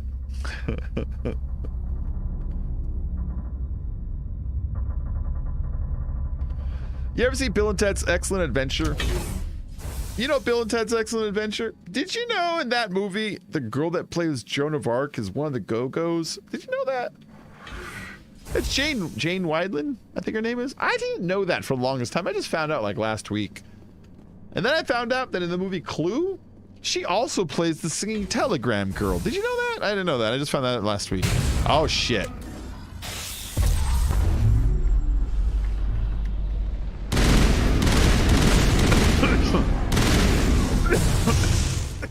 It doesn't let me shoot right away when I do that. Did I see the 2 movie? What's the 2 movie? What is the 2 movie? Oh, Bill and Ted 2? I am in Bill and Ted 2. Shit, Neil. Have I seen it? So in Bill and Ted 2, Bill and Ted's Bogus Journey, it was originally actually titled Bill and Ted Go to Hell. In the Battle of the Bands scene at the end, when Bill and Ted are trying to get to the Battle of the Bands and Primus is playing there, I am in the audience in that scene. My sister won tickets from KLOS, 95.5 KLOS. Way back then, it was filmed at Magic Mountain. At Magic Mountain, in front of Colossus, there's the, back then it was called the Warner Brothers Tweety Bird Theater. It's just a theater. And they filmed it in there. Primus filmed that day. They brought us KFC and Mountain Dew and Pepsi and all the KFC we can eat. And we had to spend all day going, yeah! when the band came out, and boo. And there was other stuff there that wasn't there in the movie. Like there were 2 other robots that looked really shitty. So like there was the shitty looking robots, and then there was these really shitty robots. And then William Sadler, the guy that plays Death, he was there, but he wasn't in costume, but he had his makeup on, but he wasn't in the robe. So I saw this dude with like a white head, but he was wearing like a trench coat. I'm like, what the fuck is that guy, dude? And let's see, Pam Grier was there. Primus played for maybe 2 hours. They kept playing the same song over and over and over again. In the movie, they layer sound over, but live, to get the footage, they just play it. You know, they just played it. And so I got to listen to Primus, who I was actually into at the time, play Tommy the Cat, I think was the song, over and over and over again. And then, let's see, I saw this part people will like. I saw Alec, what's his name? It's not Guinness, it's Alec. Not Ted, but Bill, you know, the blonde one, not Keanu, but the other guy. Alex Winter. I saw Alex Winter and Keanu doing their lines, right? And you can't hear the lines, but you can tell by their body language that Keanu has messed up a line again, because they keep like stopping and like, you know, they'll shake it off and they'll go back to where they started and they'll do the thing, because they're not mic'd for us. They're mic'd for the recording, not for speakers, right? So we can't hear it. So we just see them like, and then Keanu kept fucking up the same line like 3 times, and Alex Winter got so mad on like the 4th one that he took off his guitar and he fucking threw it down and stormed off, and that chipped a big chunk out of the bottom of the guitar. It's a fancy guitar because it's for the scene that's like, you know, the Battle of the Band scene, and so they had to bring out a specialist to putty the guitar and then dry it with air dryers and then paint the guitar of the match and dry it with air dryers, and that held up production for like an extra like hour and a half. So when that happened, they said, "Oh, we'd like to invite everybody to go outside and enjoy some free KFC. If you like, have some KFC, all the KFC you can eat." And I was like 15, so I'm like, "Give me some fucking KFC. I will eat like 90 of these." So yeah, we had to wait because Alex Winter threw a tantrum because Keanu kept messing up his lines. Just in that one part though. Anyways, so the parts where we're in the most is when the bad guy arrives and his telephone booth comes in. We're in the reaction shot where the lightning goes off and we're going, ah! There's no booth there, but there's a lightning machine in the room, and they just kind of film us looking at the lightning going off, and they add the booth later. And I'm there for when Primus is filming, obviously. In the movie, there was a scene that was cut. The princesses are tied up, and they're hung up over the rafters. So here's the weird thing, Trippy Boxer Dog. My life is connected to Bill and Ted in more ways than one. I grew up in Laverne, California. Laverne, California is right next to San Dimas, California.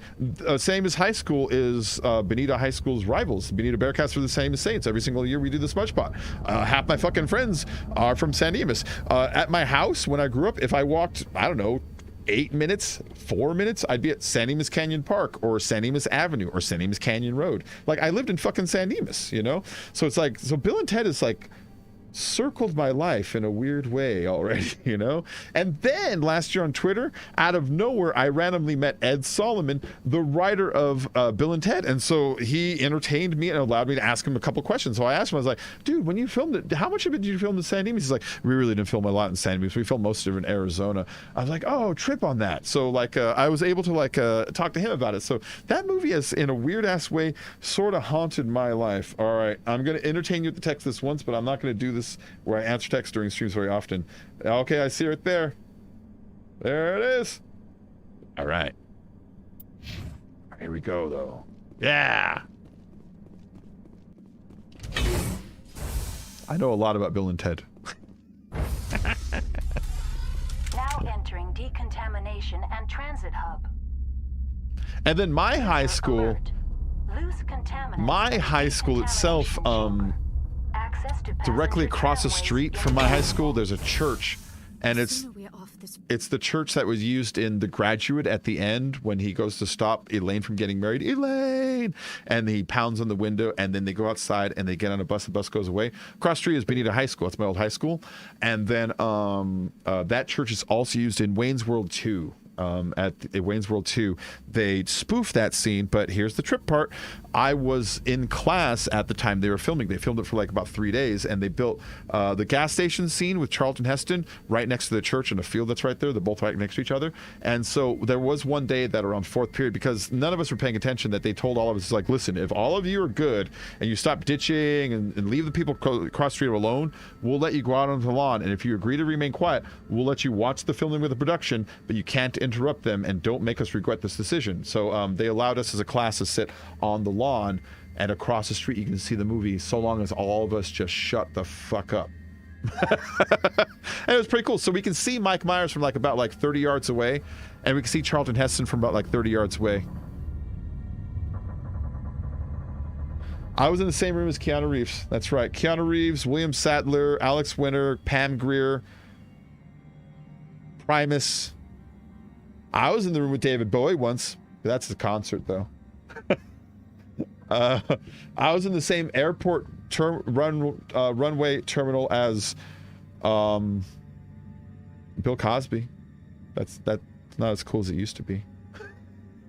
I met John Cleese once. He talked to me for like 5 minutes. Frozen world, the better. I met Tech from Real World. Now, there's a celebrity if I've ever heard one.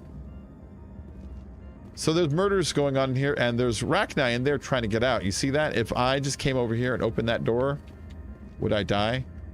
Maybe. They are locked in. I could bypass the door. It looks like the trams to the subsidiary stations are beyond it. Okay. Let's see what happened here. Control group, loosen them. They're in. Can't escape. The tunnels now. We're sorry. The leads couldn't get to the struck. Get out while you can.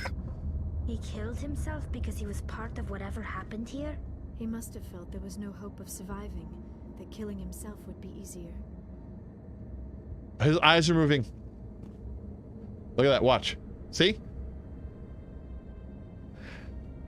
That's creepy. Now, that's only because it's a thing. I met a Monty Python. I met John Cleese. Okay, El Bennett, I'm surprised I haven't told this story to you. I'm going to tell you this one more time. I love this one. I used to think Monty Python was the name of a person, not a comedic group. I met a Monty Python. I met a whole Monty. So I was a bartender. In my first year of bartending, I worked at this place called the Doubletree Hotel in Pasadena. As far as like the chain goes, the one in Pasadena is actually the crown jewel of the worldwide back in the 90s. And so when I was working there, I was a banquet bartender, and so that means you do like weddings and shit like that, corporate events. And they had me work this one room that was a suite. Someone rented a suite, and when it was a bunch of authors and like millionaires, philanthropists. It was philanthropists, you know, comedians, writers, people who have influence, and they're in there to discuss social issues, whatever they were after. I overheard them, son, and they were talking about the poor and equity and redistribution of wealth and stuff like that. And I was the bartender, so what I was to do was set up the bar and just serve drinks, and at a specific time when they start speaking, I'm just to kind of remain quiet but stand there, and then when it's over, I'm supposed to kind of like, you know, suggest drinks for them again, and then they're going to go on their way, and I'm not supposed to collect any money. It's all paid for, and I'm just supposed to, no tip jar, you know, nothing like that. It's not that kind of client, you know, so it's like, okay, cool. I love these gigs. They're fine. And so I did that one, and I heard John Cleese was there, and so they told me that I get to do it. And when John Cleese came up, I was totally professional. I didn't say anything to him to indicate he was any different than anybody else. And but I did, however, when they were showing me what to do, there was a liaison who was part of the party who was like, at 4 o'clock I want you to do this, and at 4:30 I want you to do this, like that, you know. And so I just listened, you know. And at the end of it, she's like, "Have any questions?" I'm like, "No, I just want to say one thing, that I hear John Cleese is here," because we all heard. I was like, "I hear John Cleese is here, and I just want to say I love him. I'm just a huge fan, and I think he's great," you know. And that was it. I was like, "I won't bother him, I promise. But I just want you to know I think he's great." So she laughed. She thought it was funny, and then the party came, and I ignored him the whole time. And he needed to have Schweppes tonic, which I should have thought of ahead of time, because I actually knew that he is he's sponsored by them. He is their spokesperson. More than touch the same glass. So the party's over, and it's like, okay, everybody, that was a fun party. Let's all take this down to dinner. I got a table set up for us at the California Pizza Kitchen or whatever was downstairs, you know. And so they all left, and I was sad. I was like, oh. And I'm like cleaning up and putting my bottles away, you know, dumping the ice in the bucket and shit like that. And all of a sudden, here comes John Cleese and the lady that was hosting it. And he comes back, he's like, this lady here, whatever the fuck her name was, she mentioned that the bartender was a really big fan. And so I thought I'd come back and introduce myself. Hi, I'm John Cleese. And that's why I was like, oh my God, I'm a huge fan. I love everything you've been in. I love Monty Python and the Holy Grail and the meaning of life and the life of Brian and the Hollywood Bowl. And I love Fish Called Wanda and Faulty Towers. And I love you and that stupid Australian war movie you did. You were so good and unforgiven. And so I was able to like just fucking go nuts, you know, because he's amazing. John Cleese is amazing. He's amazing. That episode of Cheers you did was so good.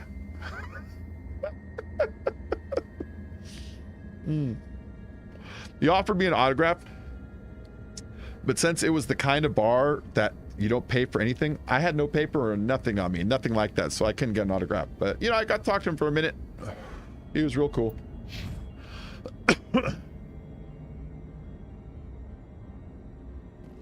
All right, where was I doing? Oh yeah, we're breaking into the system here. Let's begin a manual bypass. Look at this one. Wow. That one looked hard, but I got it. I think I got him. I wouldn't imagine what was going through your mind at the time. Oh. My words would have literally stumbled all over. Oh, yeah. I was just like, now I can say whatever I want.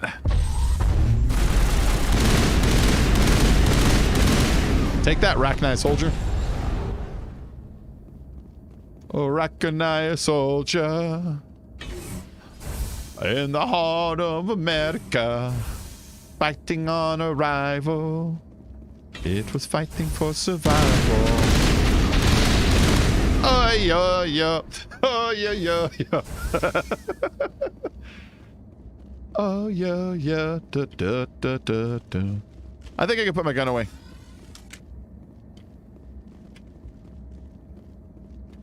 Oh, maybe not.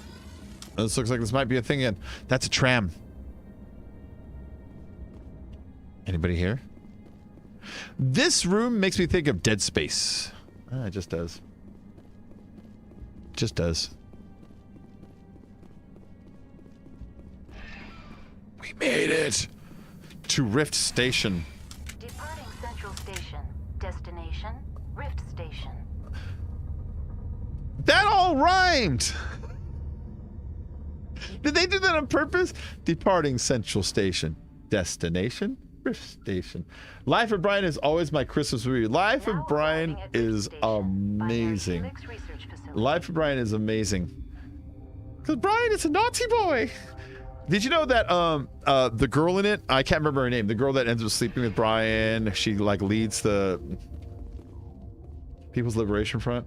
People's Front of Judea, Judean People's Front. I forget which group it was. The dark-haired girl that in real life, after the movie was done, years later, she went on with her life and she grew older and she actually moved to Canada where she became a mayor of a town. Great. And she actually got reelected many times in that town. And then an anniversary came up where Life of Brian was like 25th anniversary or 30th anniversary. And she didn't care who saw her naked. She wanted people to see her movie. You know, and so she's like, I want to air this movie for my town, for all the adults, you know, and so she wanted to air it, and then some city councilman came forward and was like, there's a statute in this town, that movie has nudity, specifically you, and you're not allowed to show it. And she's like, yeah, it's me, I don't care. Everyone knows what I did. It's a great movie. I want to show it. And so she got a measure put up on the bill for everyone to vote on, and they voted on it, and they passed a bill to remove the anti-vulgarity law that it went past just so they can air Life of Brian for the town for free. Isn't that neat? Oh, the women disguised as men so they can throw the rocks. That's so good. The stone throwers.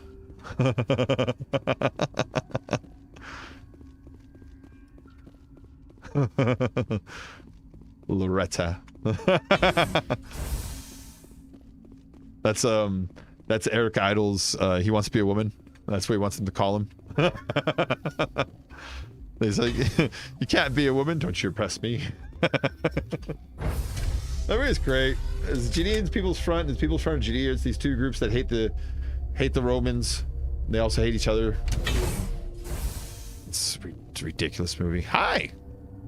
Stand down. You stand down. Sorry, we couldn't be sure what was on the tram. Ah, that's cool. Expecting hostile company? I take it you've encountered those things. Encountered, fought, seen men ripped apart by. We're all working on stims. Look, you're human and that's enough that I won't shoot, but I'd like to know who you are. I'm here for Benezia. I'm just gonna give it away. Call me Shepard. I was sent to find an Asari matriarch. Benezia? Yeah, she came through here. The aliens overran the hot labs last week. Only Han Olar got out, and he ain't all there anymore. The first we knew, the bastards were clawing into my command post. We had a lot more staff then. So, like, I just noticed I got an achievement. I don't give a fuck, especially on Origins. You know, it's like, yay. If it was on my Steam, my yay would be like, I guess. Like, you know what I mean? Like, they're at different levels of don't care, but they're both way on the don't care category. Now, I was thinking, like, I don't know how you would do this, but if there was a way of getting all your achievements into one page that on all games, everybody was always able to access, so that achievements from Origins and achievements from Steam and achievements from Xbox, they all kind of add up, so people then started to maybe give a shit again. But it's like, I don't expect someone on their Steam to look up my profile, first of all, and second of all, look at my profile on Origins, and third of all, look at my profile on Origins, look at my achievements and give a crap. So what are they worth at this point? You know what I'm saying? You know what I mean? Anyways. We'll clean them out. Packing fire and steel. Yeah. They're gonna fight with claws and teeth. It's their funeral. You got my support. The board sent an Asari to clean up the mess. She went to the hot labs yesterday. We haven't heard from her since. I'm packing fire and steel. That's fucking cool. I'm not here to help. I need to talk to her. Benezia. Is she still over there? I don't know. I don't see what one person could do. A matriarch has the skill to keep herself alive for a long time. There's an emergency elevator out by the trams. This card will let you activate it. Can take you down to the hot labs. Oh, and if you need any first aid, Dr. Cohen's downstairs in the med bay. Goodbye. I've got work to do. Yeah, I hear that. Huh. Hell. The way he looked around was pretty good.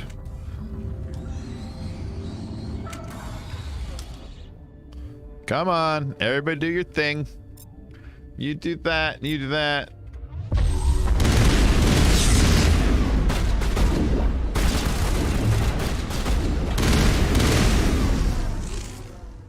It says there's another one out here.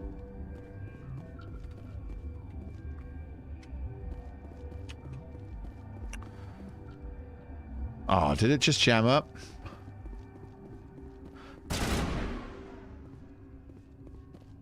Motherfuck.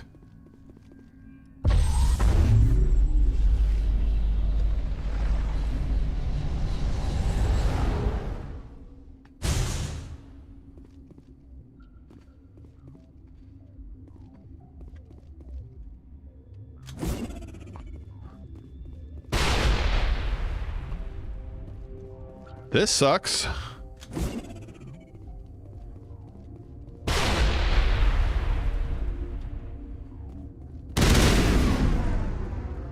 Can I just move on?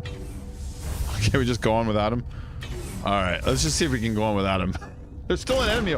Oh. See, she's trying to shoot at it through the floor. Yeah, I'll play games on Steam when there's no achievement system. It's like you don't have a goal. Yeah. Now imagine your achievements are on Origin.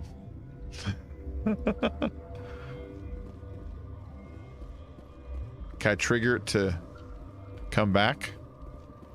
What if I went upstairs and came back down? We'll go upstairs and come back down, or go back down and come back up, as it were, and see if we can't re-trigger it to do its thing.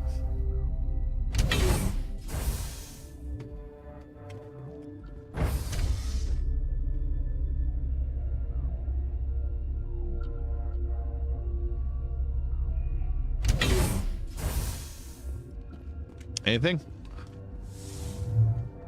It's still in here somewhere.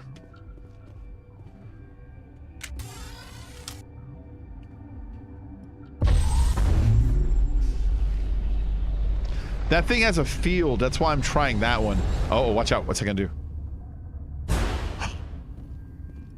You trapped Liara.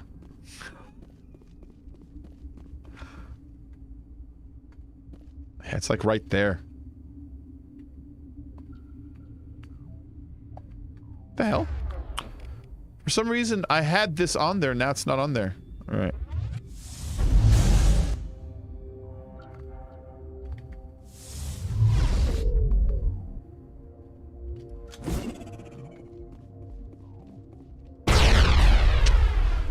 All right, whatever it is, I just hope it doesn't prevent me from hitting save. You know what I mean? Let's try to get far enough away from it where it's not even affecting us anymore.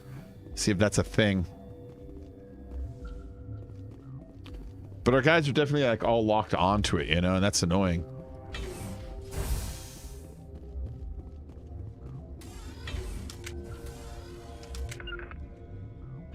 Come on, follow me.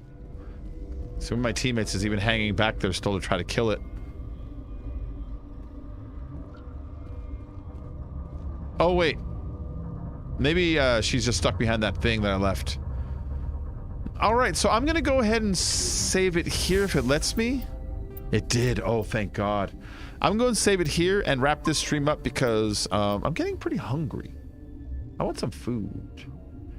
So I'll come back and I'll do another stream later. It'll probably be Mass Effect. I might play something else, but it'll probably be Mass Effect. I mean, I got my Blasto shirt on and everything. You know what I mean? But I hope you enjoyed the day's stream, because I did. I always do. There's still, like, a good, like, right here, this room represents a good, like, 30, 45 minutes of gameplay. And then there's still the boss, so it's like, and that's still, like, another, like, 10, 20 minutes of, like, story and fight. So it's like, yeah, I don't know if I want to wait, like, almost another hour to eat dinner. I want to eat dinner now. I want to put the food in my mouth and then swallow it. That's the plan. So anyways, everybody, I'll see you all a little bit later. Thanks for joining, and I'll catch you on the next stream. Thanks for the new sub, Sally and Kenneth. Thanks for the dono. I'll catch you all a little later. See ya. Bye.